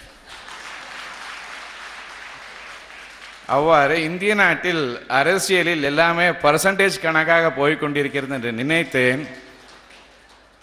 அந்த பர்சன்டேஜ் இங்கேயும் வந்து விடுகிறது. இந்த பர்சன்டேஜை ஆரம்பித்து வைத்தவரே குருதேவர் தான். 4 அணா, 5 அணா, 8 அணா, 16 அணா, கோடீஸ்வரன், ஈஸ்வர கோட்டி என்று பலவிதமாக ஸ்ரீராமகிருஷ்ணர் தொடங்கி வைத்தவர்.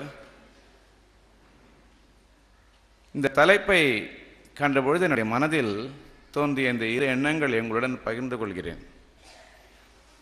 முதலில் இந்த தலைப்பு எனக்கு கிடைத்தவுடன் நான் நினைத்தேன், மேடையில் ஏறி நின்றவுடனேயே பழுத்த சிவப்பழமாக திரு கௌதமானந்தஜி, மாதாஜி இவர்கள் எல்லாம் உட்கார்ந்து கொண்டிருக்கிறார்கள். இந்த தலைப்பை வயோவிருத்தர்கள் என்று கூறுவார்கள், வயதானவர்கள், ஞான விருத்தர்கள், ஞானத்தில் மூத்தவர்கள், அனுபவ சித்தர்கள், அவர்களையெல்லாம் விட்டுவிட்டு பொடி பயலாகிய நான் 30 ஆண்டுகள் ஆகவில்லை, இவர்களெல்லாம் 50-60 ஆண்டுகள் ஸ்ரீராமகிருஷ்ணருடன் உறவாடி கொண்டிருக்கிறார்கள். எங்கள் வீட்டில் சொல்லுவாங்க, முளைச்சி 3 அமாவாசை ஆகலை இவன். அந்த மாதிரியான ஒரு சிறு பயல் ஸ்ரீராமகிருஷ்ணரின் அருளை பெறுவது எப்படி என்று பேச ஆரம்பித்தால் என்ன திமிர் இந்த பையனுக்கு!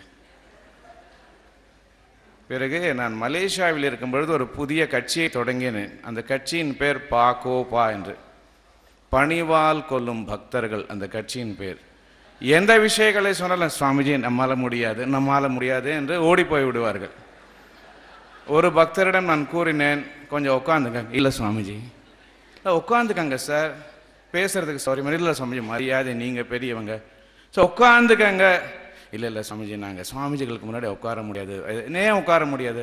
ரொம்ப மரியாதை. 5 தடவை தொண்டை கிழே கத்துறேன், இது என்னையா மரியாதை, உட்காரியா இல்லையா நீ? இல்லை சுவாமிஜி. பணிவால் கொல்லும் பக்தர்கள். நான் சொல்லுவேன், தி அரகன்ஸ் ஆஃப் ஹியூமிலிட்டி. ஸ்ரீராமகிருஷ்ணர் வீரபத்ரானந்தா இந்த தலைப்பில் நீ பேசினா, மகாராஜ் என்னால் பேச முடியாதுன்னா அவர் எப்படி தவிப்பார்? பேசுறதுக்கு ஆள் இல்லை, அவனை பேச சொன்னா மரியாதையை சொல்கிற செய்ய வேண்டாம், அதை விட்டு என்னால் முடியாது. இதுதான் அரகன்ஸ் ஆஃப் ஹியூமிலிட்டி. ஸ்ரீராமகிருஷ்ணர் இந்த பணிவின் அகங்காரத்தை அறவே வெறுத்தவர். இது சுவாமிஜி நமக்கு கொடுத்த ஒரு பெரிய பாடம். ஒரு இடத்துல அவர் கூறுகிறார், I don't believe in humility, I believe in equality. சமத்துவத்தையே நான் நம்புகிறேன், இந்த பணிவை நான் நம்பவில்லை. இறைவன் நம்மை கூப்பிடுகிறார், அவருடைய அருளை பற்றி பேச வேண்டும் என்றால் என்ன சொல்கிறார் ஸ்ரீராமகிருஷ்ணர்? வீரபத்ரானந்தா, பேர் கூத்தாடாத, என்னுடைய அருளை எப்படி நீ பெற வேண்டும் என்று யோசிப்பதற்காகவே இந்த தலைப்பு உனக்கு கொடுக்கப்பட்டிருக்கிறது. 21 வயதில் அப்பா அம்மாவை அழ வைத்து விட்டு வந்து விட்டாயே, என்னவோ செய்து கொண்டிருக்கிறாயே, எனக்காக ஏங்கி அழுதாயா?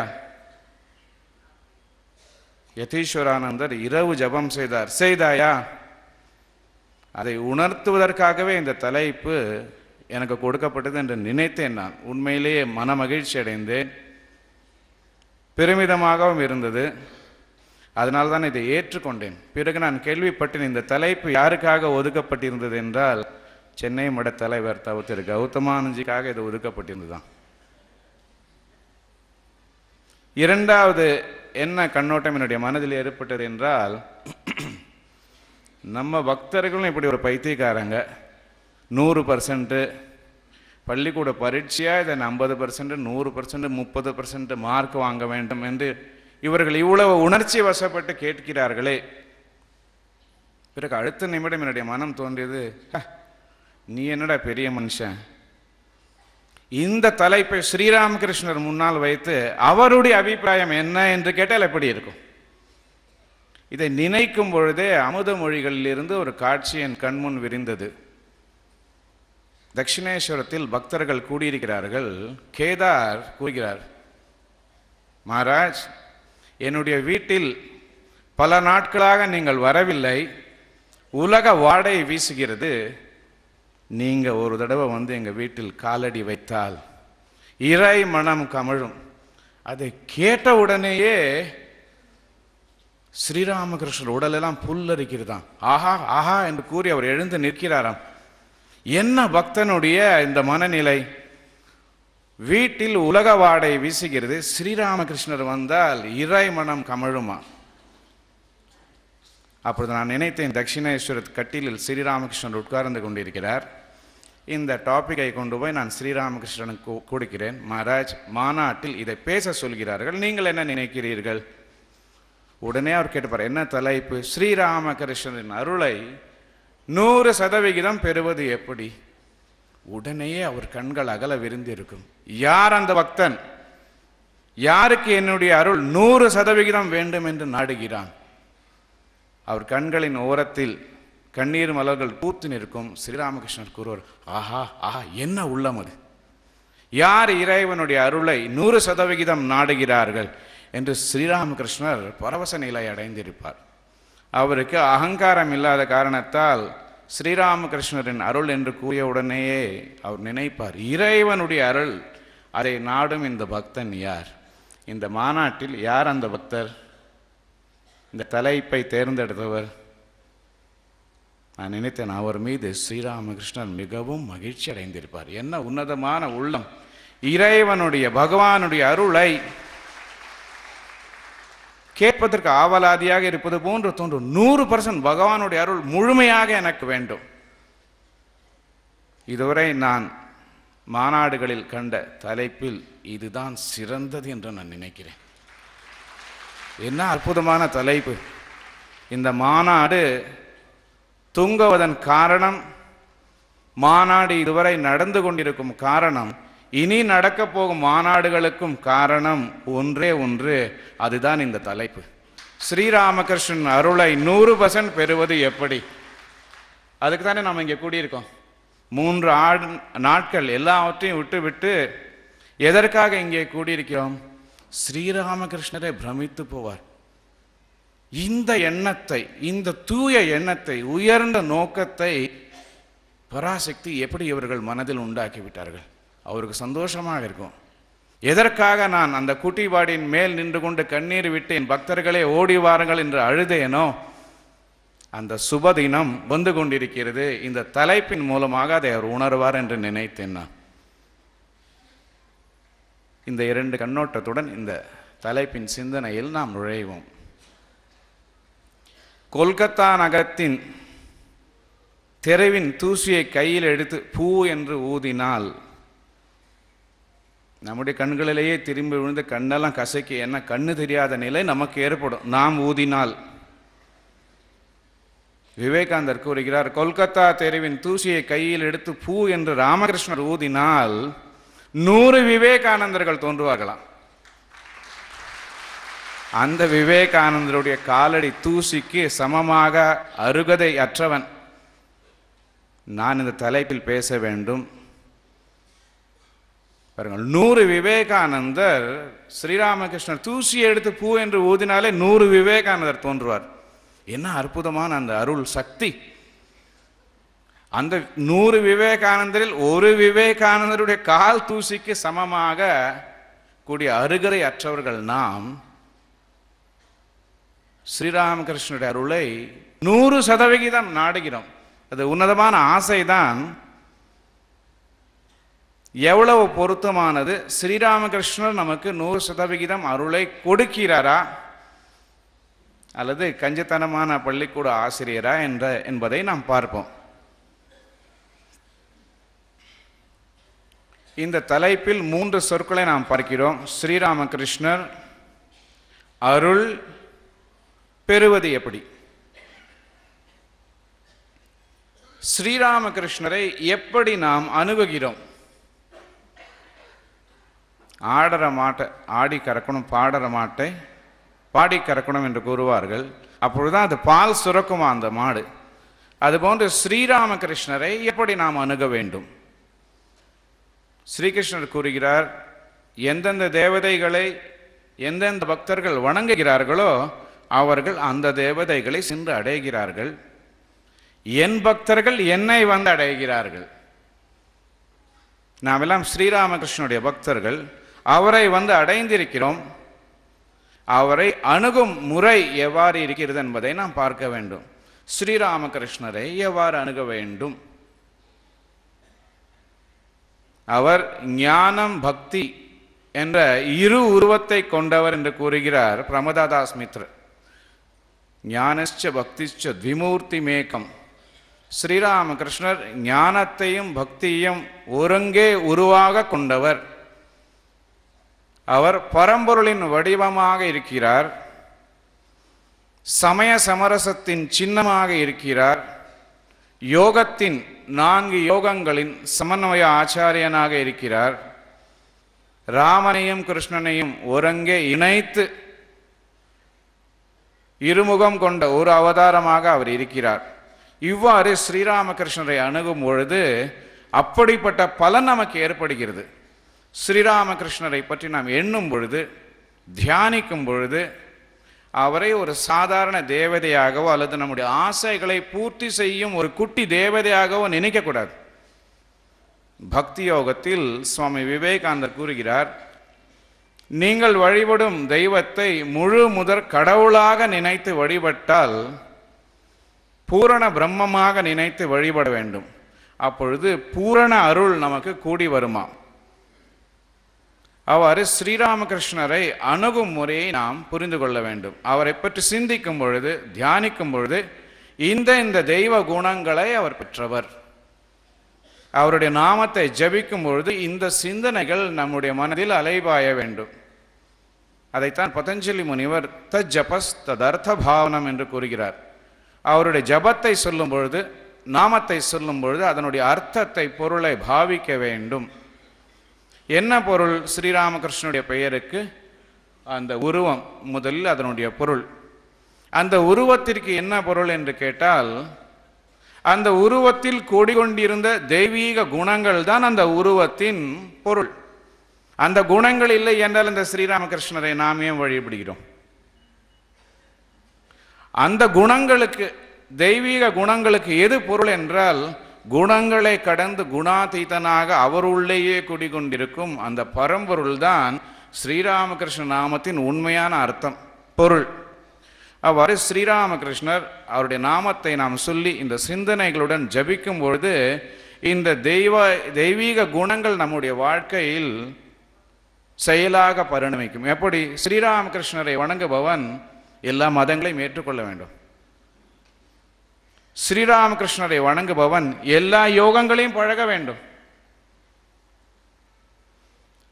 ஸ்ரீராமகிருஷ்ணரை வணங்குபவன் எல்லா தெய்வங்களையும் ஏற்றுக்கொள்ள வேண்டும். சர்வ தேவ தேவி ஸ்வரூபம் என்று ஸ்ரீராமகிருஷ்ணரை நாம் கூறுகிறோம். அவ்வாறு அந்த ஸ்ரீராமகிருஷ்ண உருவத்தை தியானம் செய்யும் பொழுது, இந்த குணங்களை நாம் நினைக்கும் பொழுது இவையெல்லாம் நம்முடைய வாழ்க்கையில் செயலாக பரிணமிக்கின்றன. இது ஸ்ரீராமகிருஷ்ணர். அவருடைய அருளை நாம் நாடுகிறோம். யாருடைய அருளை நாடுகிறோம்? எப்பேற்பட்ட ஸ்ரீராமகிருஷ்ணர்? இப்பேற்பட்ட ஸ்ரீராமகிருஷ்ணர். ஒரு தடவை நான் கும்பகோணத்தில் சொற்பொழிவாற்ற சென்றிருந்தேன். அப்பொழுது விவேகானந்தரை பற்றி நான் பேசிய பொழுது ஒரு பக்தர் கூறினார், சுவாமிஜி எனக்கு ஸ்ரீராமகிருஷ்ணர் மேலே தான் அன்பு, விவேகானந்தர் அப்படி சைடில் மூலையில் வச்சுருந்தேன் அப்படின்னாரு. அவருக்கு கம்ப்ளீட் ஒர்க்ஸை நன்கொடையாக நான் கொடுத்து சொன்ன, இதை படிச்சுப்பார். படித்து 7 மாதங்களுக்கு பிறகு எனக்கு கூறினார், நான் படித்து முடிச்சிட்டேன், இப்போ எப்படி இருக்குன்னு. படிப்பதற்கு முன்பு ஸ்ரீராமகிருஷ்ணரை ஒரு மகானாக நினைத்தேன். இப்போ அடே அப்பா, விவேகானந்தரை படித்த பிறகு ஸ்ரீராமகிருஷ்ணர் எங்கேயோ உயர்ந்து விட்டார். விவேகானந்தரை படித்த பிறகு எங்கேயோ மூலையில் சைடில் ஒதுக்கி வச்சிருந்தார். அவர் ஒரு சைடில் வச்சிருக்கேன்னு இப்படி தான் சொன்னார் அவர். அவரை படித்த பிறகு ஸ்ரீராமகிருஷ்ணனுடைய அப்பா என்ன ஒரு அவதார புருஷர், அதையும் மிஞ்சி நிற்கிறார். அந்த ஸ்ரீராமகிருஷ்ணரை நாம் அணுகும் பொழுது எப்படிப்பட்ட அருளை நாம் யாசிக்க வேண்டும். அதற்காகத்தான் ஸ்ரீராமகிருஷ்ணரை பற்றி கூறுகின்றேன். ஒரு பெரிய சம்ராட், ஒரு எம்பரர், அவரை போய் சந்தித்து ஸ்ரீராமகிருஷ்ணருக்கு வருவார், எனக்கு கொத்தவரங்காய், பீன்ஸு, பூஷ்ணிக்காய், புடலங்காய் கூடுனா அது என்னுடைய கேட் கீப்பரே கொடுத்துருவான், என்ன பார்க்க தேவையில்லை. ஸ்ரீராமகிருஷ்ணரை இப்படிப்பட்ட ஸ்ரீராமகிருஷ்ணர், இந்த தெய்வ குணங்களை படைத்த ஸ்ரீராமகிருஷ்ணர், அவருடைய அருளை நாம் பெற வேண்டும். ஒரு சாதாரண சின்ன சின்ன குட்டி தேவதைகள்லாம் இருக்கு, அந்த அருளெல்லாம் நாம் பெறலாம். பட் இப்படிப்பட்டவர், அந்த அருளை கொடுக்கறதுக்கு இவர் தேவையில்லை. யாராவது ஒருத்தவங்க சொன்னா, பெரிய டிபார்ட்மெண்டல் ஸ்டோர் போய் ஒரு சின்ன பென்சில் வாங்க போனால் அது சாதாரண பெட்டி கடையிலே கிடைக்கும். அதுக்காக பெரிய ஏசி டிபார்ட்மெண்டல் ஸ்டோருக்கு போக தேவையில்லை. இந்த ஸ்ரீராமகிருஷ்ணர் அவருடைய அருளை பெற வேண்டும். அடுத்தது, அருள் என்றால் என்ன? இது பல தடவை நமக்கு குழப்பமாக இருக்கிறது. இறை அருள் என்றால் என்ன? நான் பல தடவை பார்த்திருக்கிறேன். சிறிய சிறிய சின்ன சின்ன விஷயங்களுக்கு சுவாமிஜி பிளெஸிங்ஸ், இது ஒரு பழக்கமாக போய்விட்டது நமக்கு. இந்த மாநாடு முடிந்த உடனேயே புஸ்தகத்தை திறந்து சுவாமிஜி கையெழுத்து. ஒரு மாநாட்டில் எனக்கு ஒரு வெறும் தாளை வைத்து ஒரு ஆள் கூறினார், சுவாமி கையெழுத்து போடுங்கன்னு. போட மாட்டேன். ஏன்? நான் வெறும் தாளில் கையெழுத்து போட்டு அதுக்கு மேலே ஐ ப்ராமிஸ் டு பே 1 lakhன்னு நீ எழுதிட்டேன்னா எனக்கு என்ன ஆகும்? அப்புறம் பிளாங்க் பேப்பரை கொண்டு சுவாமிஜி கையெழுத்து போடுங்க. மக்களுக்கு ஒவ்வொருத்தருக்கும் ஒரு அலாதியான ஆசை, யாரோ கையெழுத்து வாங்கிட்டா நானும் கையெழுத்து வாங்கிக்கணும். கையில் புக்கு இல்லை, உடனே ஒரு வெற்று காகிதத்தை தேடி சுவாமி கையெழுத்து போடுங்க. நான் போட மாட்டேன். ப்ராமிசரி நோட் எழுதி போட்டேன்னா என்ன ஆகும் எனக்கு? இந்த அருளை அதுபோன்று நாம் இறைவன் அருள் வேண்டும், இறைவன் அருள் வேண்டும் என்று யாசிக்கிறோம். பிறகு ஏதோ கோவில்களில் சாமி வந்து விட்டது, அருள் வந்து விட்டது என்று நினைத்து அதையும் அருள் என்று கூறுகிறோம். எனக்கு கௌதமான்ஜி பல ஆண்டுகள் முன்பு நான் பிரம்மச்சாரியாக இருக்கும்பொழுது சொன்ன ஒரு வேடிக்கையான நிகழ்ச்சி எனக்கு ஞாபகம் வருகிறது. அவர் பொம்பாயில் இருந்தார். அப்பொழுது சபரிமலை சுவாமியே சரணமையப்பா அந்த கூட்டத்திற்கு அவர் போயிருக்கிறார். ஏதோ ஒரு கோவிலில் அவரை அழைத்திருக்கிறார்கள். அங்கே சுவாமி வந்துடுத்து, அருள் வந்துடுத்து. ஒருத்தர் எழுந்துரு, ஓ சுவாமியே அப்படின்னு. இப்போ நமக்கு தாய்மார்கள் இங்கே தனியாக உட்கார்ந்து கொண்டிருக்கிறார்கள், ஆண்கள் தனியாக உட்கார்ந்து கொண்டிருக்கிறார்கள். அவர் அப்படி எழுந்து ஆரம்பித்த உடனே மகாராஜ் கழுத்து பிடிச்சிட்டாரா, உட்காரடா ராஸ்கல், உட்காருடா. ஓன்னு பயந்து உட்காந்துட்டேன். அவர் சொன்னாரா, பொம்பளைங்க தாய்மார்கள்லாம் உட்காந்துருக்காங்க, நீ இப்படி ஓடி போய் ஹோன்னு ஆரம்பிச்சேன், ஸ்டாம்பீட் ஆச்சுன்னு ஒவ்வொருத்தரும் மிதிச்சு கிதிச்சு என்ன ஆகும், உட்காருடா. நான் பயந்து உட்காந்துட்டேண்ணா. இப்போ அவருக்கு ஞாபகம் இருக்கான்னு தெரியல, எனக்கு ஞாபகம் இருக்கு. அந்த அருள் வேற. அது மலேசியாவிலும் பார்த்துருக்கேன். அந்த பத்து மலை முருகன் கோயில் இருந்தால் சைனீஸ் கூட ஈர் சத்தம் போட்டு அருள் வந்து கொடுத்து, என்ன அருள்னு தெரியல, கண்டபடி கத்துறாங்க, குதிக்கிறாங்க, ஓடுறாங்க, சாமி வந்து கொடுத்து அருள் வந்து கொடுத்து. அது வேற. நாம் ஸ்ரீராமகிருஷ்ணரை வேறு ஒரு காரணத்துடன் நாடுகிறோம், அவருடைய அருளை நாடுகிறோம். அந்த அருளை எவ்வாறு புரிந்து கொள்கிறோம்? பல தடவை நம்முடைய ஆசையையும் இறைவனுடைய அருளையும் நாம் கலந்து விட்டு தவறாக எடை போட்டுகிறோம். இறைவன் மங்களஸ்வரூபி. உண்மையிலே நாம் பிரார்த்தனை செய்யும் பொழுது நமக்கு எது மங்களகரமானதோ அதையே இறைவன் அளிக்கின்றார். அப்படிப்பட்ட ஒரு கல்பத்தரு ஸ்ரீராமகிருஷ்ணர். கதையில் வரும் கல்பத்தரு அல்ல ஸ்ரீராமகிருஷ்ணர். கதையில் வரும் கல்பத்தரு எப்படி இருக்கிறது? கடைசியில் புலி வருமோ என்று நினைத்தவுடன் புலி ஓடி வந்து விடுகிறது. ஆனால் ஸ்ரீராமகிருஷ்ணர் எப்படிப்பட்ட கல்பத்தரு என்றால், நீங்கள் புலி ஓடி வருமோ என்றால் அந்த நேரத்தில் அப்படியே பிடிச்சு வச்சு போறவர், விட மாட்டார். பக்தனுக்கு இது ஆபத்து. அருள் உதவிகரமானது, ஆசை அபாயமானது, பயங்கரமானது. நாம் என்ன நினைக்கின்றோம் என்றால், நம்முடைய ஆசை பூர்த்தியாகிவிட்டால் குரு மகாராஜ் அருள் புரிஞ்சிட்டாரு. 2 வருஷம் ஆனதுக்கு அப்புறம் அந்த ஆசை வேறு மாதிரியா மாறி பிரச்சனை வரும்பொழுது, அப்போ குரு மகாராஜ் அருள் புரிஞ்சாரு, இப்போ என்னது ஒன்றுமே புரியல எங்களுக்கு. கோலாலம்பூரில் சொல்லுவாங்க, கோவிலில் போய் தான் சாமி கல்யாணம் பண்ணிட்டோம். 1.5 வருஷத்துக்குள்ள அவர் வேறு யாரையோ தேடி ஓடி போயிட்டார். ஆண்டன் அருள் என்னாச்சுன்னே தெரியல எங்களுக்கு. யாரோ ஒரு ஆளுக்கு அருள் கிடைச்சி கொடுத்து போல் இருக்கு. நான் 1 வருஷத்துக்கு முன்னாடி கேட்டேன், எனக்கு அருள் கிடைச்சது, திருமணம் செஞ்சார், ஒரு குழந்தைய பெற்றோம். இன்னொரு பொண்ணு அவ ஏதோ காதலிச்சு அவளும் அருளுக்காக வேண்டிய இந்த அருள் அங்கே போய் எடுத்து அவர் அந்த பொம்பளையோட போயிட்டாரு. நான் சொன்னேன், இது அருள் இல்லாம நீ ஆசைப்பட்டிருக்கிற. உன்னுடைய ஆசையையும் ஆண்டவனுடைய அருளையும் கலப்படம் செய்து குழப்பம் அடைந்திருக்கிறாய். அதனால்தான் பல தடவை நம்முடைய ஆசைகளை ஆண்டவன் நிறைவேற்றுவதில்லை. பகவானிடம் நாம் பல ஆசைகளை கேட்கிறோம், ஸ்ரீராமகிருஷ்ணர் நிறைவேற்ற மாட்டார். சர்வமங்கள மாங்கல்யே சிவே சர்வார்த்த சாதிக்க, சர்வ மங்களம், அமங்கலத்தை கொடுக்க மாட்டார். அதுதான் அருள். லக்ஷ்மி தீதி ஸ்ரீராமகிருஷ்ணரின் அன்பிற்கு பாத்திரமான ஒரு சிறுமி. எவ்வளவு அன்பு ஸ்ரீராமகிருஷ்ணருக்கு அந்த லக்ஷ்மி என்ற பெண்ணின் மீது. ஒரு நாள் இறைவனுக்கு படைப்பதற்காக அரிசி வாங்க அவள் வெளியே செல்கிறாள். அந்த சின்ன பெண், ஒல்லியான உடல், மென்மையான துணி, அவ்வளவு ஏழ்மை. கூடையை குடையாக பிடித்து கொண்டு அந்த பெண் செல்கிறாளாம். திரும்பி வரும்பொழுது ஸ்ரீராமகிருஷ்ணர் கேட்கிறாளாம், என்னம்மா என்னாச்சுன்னு. அரிசியே கிடைக்கல. அந்த சின்ன குழந்தையோட கண்ணில் அப்படியே கண்ணீர். அதை பார்த்து ஸ்ரீராமகிருஷ்ணர் அழறாராம். சொல்றான், இவர்களுக்கு நிலம் வாங்க ஏற்பாடு செய். பிறகு அவளுடைய அம்மாவை கூப்பிட்டு கேட்கிறார், அரிசி இல்லையான, எங்களுக்கு சாப்பிட சாதாரண அரிசி இருக்குது, ஆண்டவனுக்கு படைக்க நல்ல அரிசியை வாங்க நான் காசு கொடுத்தேன், அந்த காசுக்கு அரிசி கிடைக்கல. ஸ்ரீராமகிருஷ்ணர் எப்படி பெரிய ஒரு கருணை கடல், நிலம் ஏற்பாடு செய்கிறார் அந்த ஆண்டவனுக்கு நைவேத்தியம் படைப்பதற்காக. அப்படி பேரன்பு கொண்டு அந்த லக்ஷ்மி, எதுக்கு சொல்றேன்னா பக்தர்கள் இதை புரிந்து கொள்ள வேண்டும். இறைவனுடைய அருள் என்றால் என்ன? அவளுக்கு திருமணம் நிச்சயமாகிறது. சுமங்கலியாக போகின்ற அந்த லக்ஷ்மி அவளுடைய திருமண செய்தியை கேட்ட உடனே ஸ்ரீராமகிருஷ்ண பரவச நிலையில் சென்று கூறுகிறார், லக்ஷ்மி விதவையாக போகிறாள். இப்போ நாம் யாராவது அந்த மாதிரி கல்யாண சமயத்தில் போய் சொன்னோன்னா, அடப்பாவி உன் நாக்கில் சனி வந்திருக்குடா, கல்யாணம் நடக்கிற நேரத்தில் சுமங்கலியாக போகிற நேரத்தில் ஸ்ரீராமகிருஷ்ணர் லக்ஷ்மி விதவையாக போகிறாள். உடனே ஹிருதய் கேட்கிறான், மாமா, இவ்வளவு அன்பான அந்த பெண் இவ்வளவு நீ நேசிக்கின்றாயே, ஏன் இப்படி போய் நீ சொல்லிட்ட? நீ சொல்லதான் பலிக்கும். ஸ்ரீராமகிருஷ்ணர் என்ன சொன்னாலும் அது பலிக்கும். வாயிலேந்து வந்து விட்டது என்றால் சத்தியசந்தன் பலித்தே தீர வேண்டும். ஸ்ரீராமகிருஷ்ணர் பாருங்க, நாம் எல்லோரும் நினைத்து கொண்டிருக்கிறோம் அவளுக்கு கல்யாணம் ஆக வேண்டும், நல்ல ஒரு பெண் குடும்பத்தில் அவள் இருப்பாள் என்று. இது நம்முடைய ஆசை.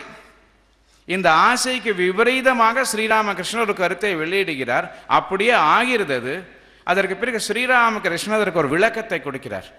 அதிலிருந்து நம்முடைய பார்வை, இறைவனுடைய பார்வை, இந்த இரண்டு கண்ணோட்டத்தையும் நாம் புரிந்து கொள்ள வேண்டும். ஆண்டவன் எப்படி பார்க்கிறார், நாம் எப்படி பார்க்கிறோம்? நாம் வந்து ஷார்ட் சைட்டட். ஸ்ரீராமகிருஷ்ணர் வந்து என்டையர் லைஃப் சைட்டட்.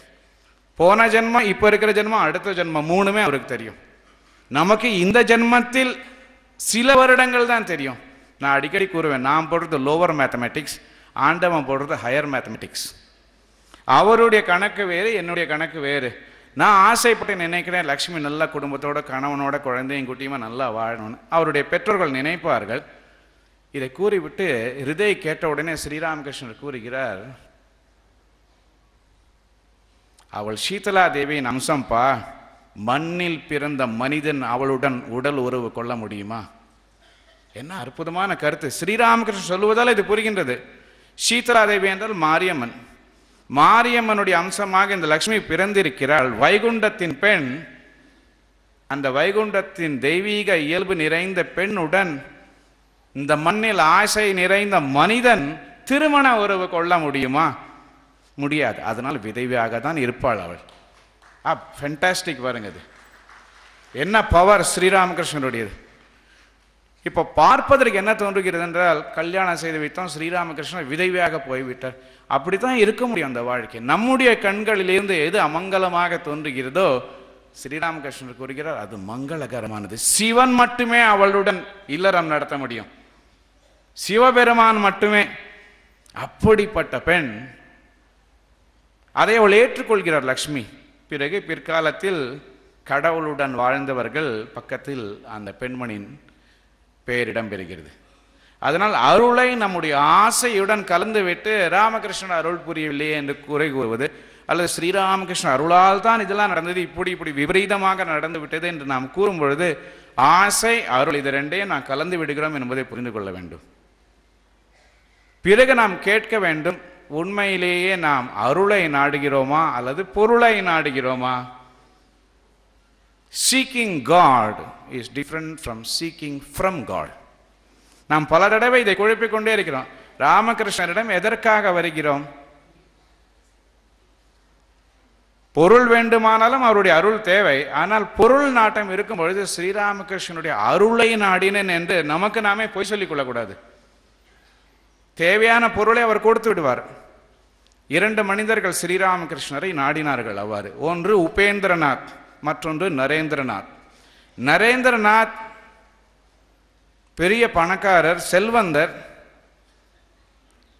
வாழ்க்கை சூழலின் காரணமாக செருப்பு போடுவது ஆடம்பரமாகிவிட்டது நரேந்திரநாத்திற்கு. வெற்றிலை சாப்பிட்டு உதடுகளை சிவப்பாக்கி வீட்டிற்கு சென்று நண்பனின் வீட்டில் நான் உண்டு விட்டேன் என்று சொல்லி போய் சொல்லி தன்னுடைய உணவை தாய்க்கும் சகோதரிக்கும் கொடுக்க நினைத்த உத்தமர். அவருக்கு ஸ்ரீராமகிருஷ்ணன் இறைவனுடைய காட்சியை கொடுக்கிறார். ராஜராஜேஸ்வரி அம்பாளிடம் போய் கேள் உனக்கு என்ன வேண்டுமோ. வறுமையில் வாடுகிறார், கொல்லும் வறுமை.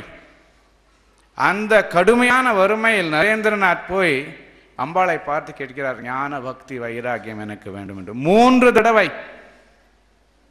அருள் நாட்டம், இதுதான் அருள் நாட்டம் என்றால் உண்மையான அருள் நாட்டம். அதுதான். ஆண்டவனை நாடுகிறாயா அல்லது ஆண்டவனிடம் நாடுகிறாயா? விவேகானந்தர், நரேந்திரநாத் ஆண்டவனை நாடினார். ஆண்டவனிடம் பொருள் கிடைக்கும் என்று ஸ்ரீராமகிருஷ்ணர் கூறிய பிறகும் கூட பொருளை நாடவே முடியவில்லை விவேகானந்தரால். ஸ்ரீராமகிருஷ்ணர் சொல்றார், புலனின்பத்திற்காக பிறந்தவன் அல்லடா நீ. என்ன அற்புதமான குவாலிஃபிகேஷன் பாருங்க. You are not born for sense enjoyments Narendranath. Upendranath அதற்கு மாறானவர். அவரும் ஸ்ரீராமகிருஷ்ணனுடைய ஒரு அற்புதமான சீடர். பெயரை தவறாக சொல்லவில்லை என்று நினைக்கிறேன். பசுமதி பிரஸ்ஸை ஆரம்பித்தவர் அந்த உபேந்திரநாத்.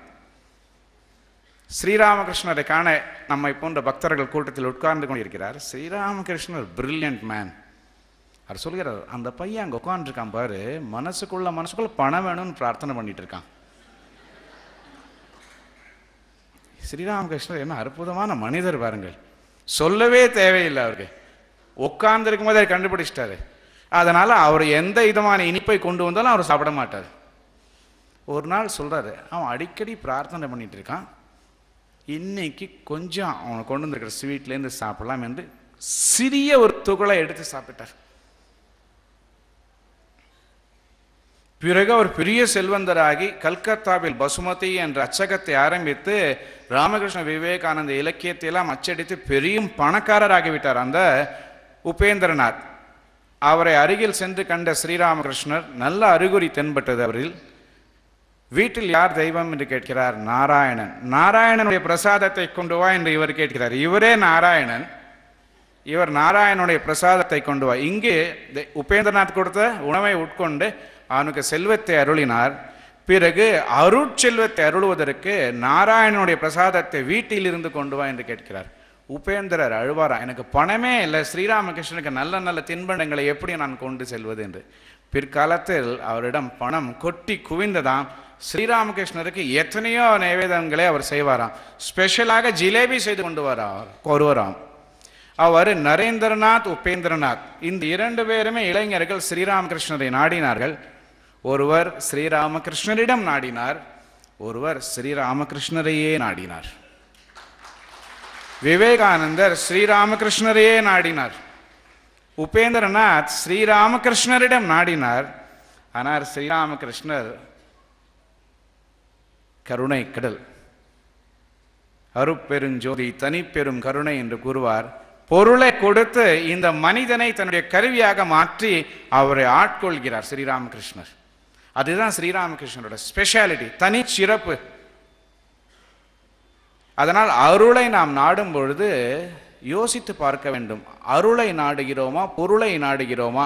பொருளை நாடிவிட்டு ஸ்ரீராமகிருஷ்ணர் பொருளை கொடுத்துடன் அருளை நாடினேன் என்று ஏமாற்றக்கூடாது நம்மையே. நாம் இந்த இரண்டு மனிதர்களுடைய வாழ்க்கையில் இதை நாம் புரிந்து கொள்ளலாம். அடுத்ததாக, இந்த அருள் எதற்காக நமக்கு வேண்டும்? பொழுது அதுக்கு மகாராஜ் சொன்னாரு, குரங்கு கையில கத்தி, அதுக்கு கத்தி என்ன தேவை? சும்மா வாழை அறுத்துட்டு வாழை போச்சு கத்தி வந்தது டும் டும்னா. அதுக்கப்புறம் எத்தனையோ டும் டும்னு அந்த லைன்கள் இருக்கிறது, எனக்கும் மறந்து போயிடுது. நமக்கு எதற்காக அருள் தேவை? யாரோ கேட்குறாங்க, நாமளும் கேட்டு வைக்கணும். சில சமயம் எனக்கு நினைவு வருகிறது, அந்த அருளை பெற்று பெரிய பெரிய காரியங்கள்லாம் செய்து நாமும் விவேகானந்தரை போன்று புகழ் பெற வேண்டும் என்ற ஆசையா? அப்படி ஆசை இருந்தால் அருள் வராது. ஏனென்றால் ஆசைகளை அறவே ஒழித்தவர் சுவாமி விவேகானந்தர். அவருக்கு ஸ்ரீராமகிருஷ்ணர் வலுக்கட்டாயமாக அருளை கொடுத்தார். எதற்காக நாம் அருளை நாடுகிறோம்? இந்த கேள்வியை உங்களிடம் ஸ்ரீராமகிருஷ்ணர் கேட்டால் என்ன பதில் சொல்லுவீங்க? எனக்கு ஒரு ஆண் குழந்தை பிறக்கணும் அப்படின்னு சொல்லுவீங்களா? இல்லை என் மகனுக்கு ஒரு வேலை கிடைக்கணும்னு சொல்லுவீங்களா? அதுக்கு அவர் சொல்லுவார், எங்கள் சென்டரில் எத்தனையோ தலைவர் சுவாமிகள்கிட்ட சொன்னால் நான் அவங்களே ஏதாவது வேலைக்கு ஏற்பாடு செஞ்சுருவாங்க, எங்கிட்ட வர தேவையில்லை. ஸ்கூலில் பள்ளிக்கூடத்தில் எங்கெங்கே காலேஜில் வேலை போட்டு கொடுத்துருவாங்க, இல்லாட்ட குக்காக வேலை போட்டு கொடுத்துருவாங்க. மடத்தில் சமையல்காரர் கிடைக்கிறது ஒரு பெரிய பிரச்சனையாக இருக்குது.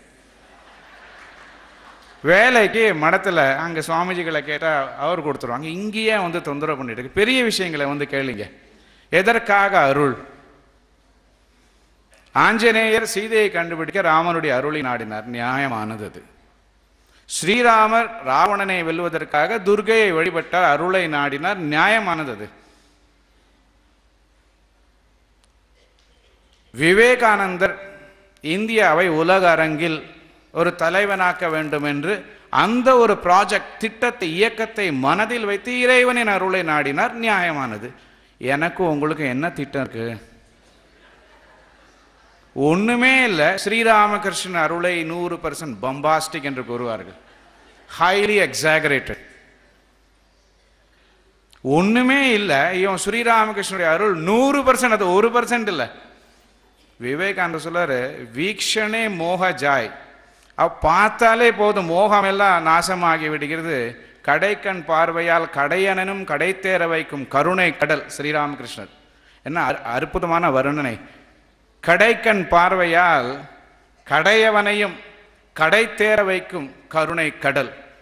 கிரீஷ் சந்திர கோஷ் கடையன், மாணிக்கவாசகர் சொல்லுகிறார், ஞாயிற் கடையனாக இருந்த அந்த மனிதனை, அப்படி ஸ்ரீராமகிருஷ்ணன் கண்ணின் ஓர பார்வையிலேயே மோகம் எல்லாம் போயிடும். முழு கண் பார்த்தால் என்ன ஆகும்? அந்த முழு கண் பார்வையை பெறுவதற்கு அருகதை இருக்கா நமக்கு? எதற்காக இந்த அருளை நாம் நாடுகிறோம்? தெரியாது. ஒருத்தன் கேட்ட, ஆண்டவா நீ காட்சி கொடுன, எதுக்காக? நான் என் வீட்டில் மாட்டுக்கு புல்லே இல்லை அப்படின்னா, நான் அங்கேருந்து அருள் செய்கிறேன், நீ போகிற காட்டில் ஃபுல்லாக புல்லாகிடும் அருள் புரிஞ்சிட்டாரு. எங்கே பார்த்தாலும் ஒரே புல், வெட்டிட்டாமா 100 கிலோ வெட்டி தள்ளிட்டான். ஆண்டவானா என்னடாண்ணா, எப்படியா முன்னாடி வானா, என்னடா செய்ய போகிற, எதுக்காகடா என்ன அருள் வரணும்? இந்த புல்லுக்கட்டை வீட்டுக்கு தூக்கிட்டு போகணும். அடப்பாவின்னு அருள் புரிஞ்ச மாடை கொண்டு வந்து இங்கே மேய்ச்சிருக்க கூடாது, அவனுக்கு புத்தி இல்லையா?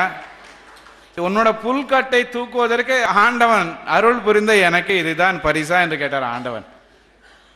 எதற்காக இறைவனுடைய அருளை நாம் நாடுகிறோம்?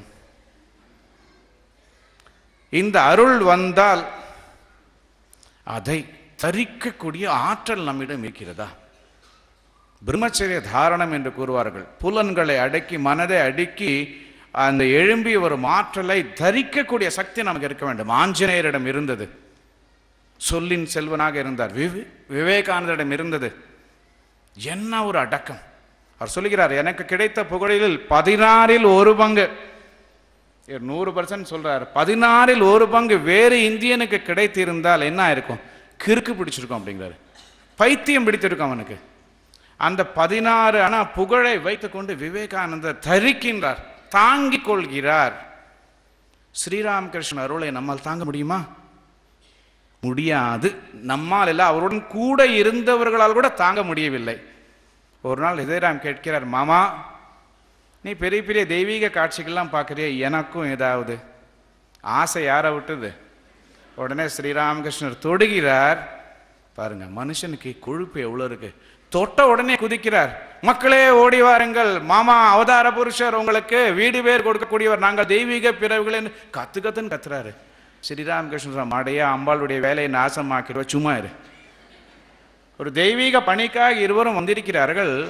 ஸ்ரீராமகிருஷ்ணர் இதனுடைய மார்பை தொட்டார். தொட்ட மாத்திரத்திலேயே என்ன அருள் சக்தி பாருங்க! எல்லாம் பெரிய மேஜிக் மாதிரி இருக்கு நமக்கு படிக்கும்போது. ஸ்பர்சத்தில் அப்படி ஹிருதயன், சாதாரண மனிதன், அவனுக்கு புரிந்து விட்டது, நாம் இறை பணிக்காக வந்து விட்டோம். அந்த அருளை தாங்க முடியல, குதிக்கிறான் பைத்தியம் பிடிச்சு. கொழுப்பேறி கூத்தாடினான் என்று கூறுவார்கள். ஹிருதயனால அந்த அருளை தாங்க முடியவில்லை. ஸ்ரீராமகிருஷ்ணர் இந்த அருளை இன்னும் 2 பேருக்கு கொடுத்தார்கள். என்ன அற்புத பிறவிகள் அவர்கள்! ஒரு பெண்மணிக்கு கொடுத்தார், முழுமையாக தன்னுடைய எல்லா ஆற்றலையும் கொடுத்து ஜபமாலை சமர்ப்பித்தார்.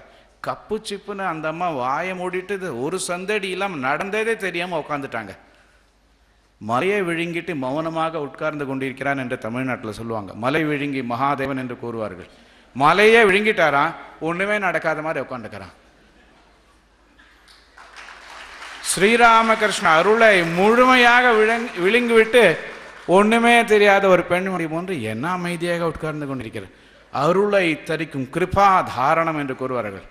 அந்த அருளை தரிக்கக்கூடிய சக்தி நமக்கு வேண்டும். விவேகானந்தருக்கும் ஸ்ரீராமகிருஷ்ணர் கொடுத்தார். அந்த அருளை கொடுத்து விட்டு நான் ஒரு ஃபக்கீராகி விட்டேன் என்று கூறினார். விவேகானந்த அருளை எப்படி பயன்படுத்தினார் பாருங்கள். Creative use of divine grace. தனக்கு பயன்படுத்தாமல் தனக்கு கிடைத்த அந்த தெய்வீக அருளை சுவாமி விவேகானந்தர் என்ன அற்புதமாக பயன்படுத்துகிறார். அந்த அருள் தான் நம்மை இங்கே இன்று கூட்டி வைத்திருக்கிறது இல்லையா? விவேகானந்தர் அந்த அருளை எவ்வாறு பயன்படுத்தினார்? இல்லாட்டா வால் அறுத்துட்டு வாழை போச்சு கத்தி வந்ததுன்னா குதிக்கவே இல்லை. விவேகானந்தர் என்ன அருமையாக பயன்படுத்தினார். அந்த அருளை எவ்வாறு பயன்படுத்த வேண்டும், அந்த அருளை ஜீரணிக்கக்கூடிய சக்தி விவேகானந்தரிடம் அன்னை சாரதா தேவரிடம் இருந்தது. ஆக்கபூர்வமாக மக்களின் நன்மைக்காக அந்த அருளை பயன்படுத்தினார்கள். நமக்கு அருள் வந்தால் என்ன ஆகும்? ஜோசியம் சொல்ல ஆரம்பிச்சிடும். நான் சொல்கிறதெல்லாம் பலிக்கிறது. நம்ம இடத்துல ஒரு சாமியாக இருக்கார், அவர் சொல்கிறதெல்லாம் பலிக்கிறது, அருள் வந்து கொடுத்து எனக்கு. இது மாதிரி பெரிய சாமியார்கள்லாம் நிறையா வந்துட்டு இருக்காங்க. வியாதியை குணப்படுத்திடுறாரு, அருள் வந்து கொடுத்து அவருக்கு. ஸ்ரீராமகிருஷ்ணனோட அருள் வந்து கொடுத்து. அந்த அருளை இவர் மலிவாக சீப்பாக வெளியிடாமல் அன்னையார் எப்படி பயன்படுத்துகிறார்? வைரத்தை எவ்வாறு பாதுகாப்போமோ அதுபோன்று விவேகானந்தரும் அன்னையாரும் ஸ்ரீராமகிருஷ்ணனுடைய அருளை பயன்படுத்தும் அந்த உன்னதமான கலை இருக்கிறதே, அது அற்புதமானது. இன்னும் 2 பேருக்கு ஸ்ரீராமகிருஷ்ணன் தன் அருளை கொடுத்தார். ஜீரணிக்கவே முடியவில்லை. அடம்பிடித்து அருள் வேண்டும் என்று கேட்டார்கள். அருகதை இல்லை என்று அவர் கூறினார். இல்லை இல்லை, எங்களுக்கு அருள் வேண்டும் என்று அடம்பிடித்தார்கள். ஒன்று மதுராநாத் விஸ்வாஸ் கொடுத்தார்.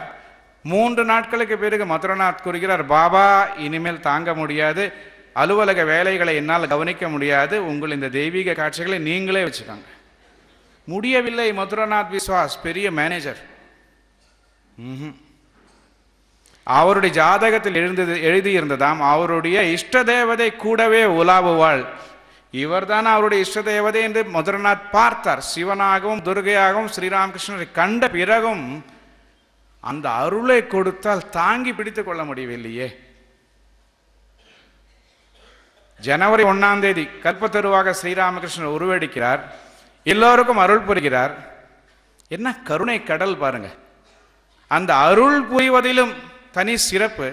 வைகுண்டநாத் சன்னியால வந்தவுடன் கூறுகிறார், அப்பா உன்னால தாங்க முடியாது. அர்ஜுனுக்கும் ஸ்ரீகிருஷ்ணர் கொடுக்கும்பொழுது அர்ஜுனன் பயந்து நடுங்கி விட்டாராம்.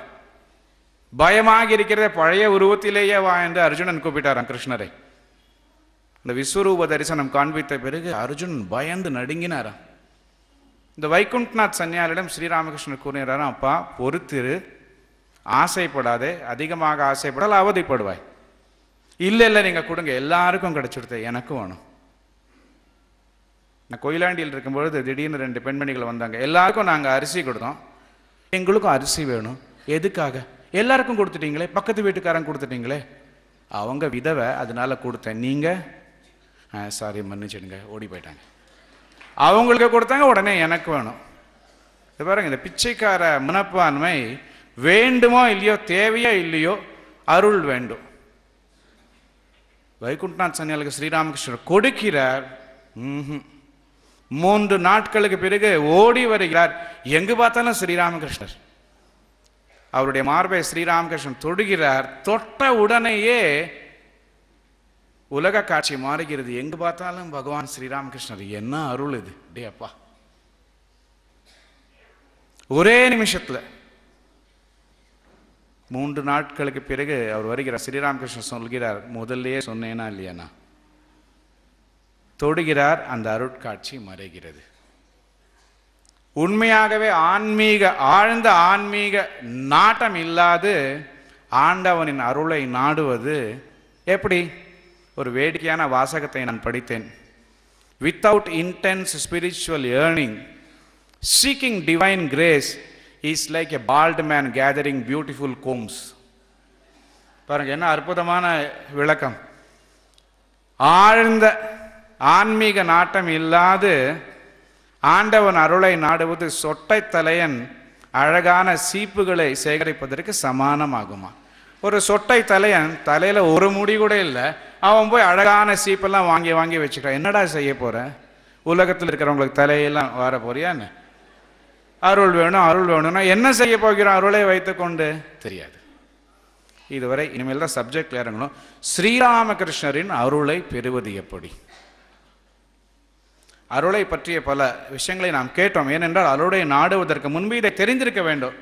எதற்காக ஒரு பொருளை நாம் வாங்க போகிறோம், அதனுடைய திட்டம் என்ன, காரணம் என்ன, நோக்கம் என்ன, இதெல்லாம் தெரிஞ்சு அவர்கிட்ட அருளை கேட்கணும். இல்லாட்டா அருள் வேஸ்ட் ஆகிடும். சில சமயம் பிரசாதம் வாங்கி நம்ம தூக்கி போட்டுடுறோம், அங்கே இங்கேயும் சாப்பிடாம. ஆரத்தி பாடல் வாங்கி பங்க பாடிட்டு அங்கே எங்கேயாவது கிடக்கும். இதே போன்று அருளையும் நாம் விரயம் செய்து விடுவோம். வீணாகக்கூடாது அருள். ஸ்ரீராமகிருஷ்ணருடைய அருளை பெறுவது எப்படி? அவரை வழிபடுவதால். எந்த இறைவனையும்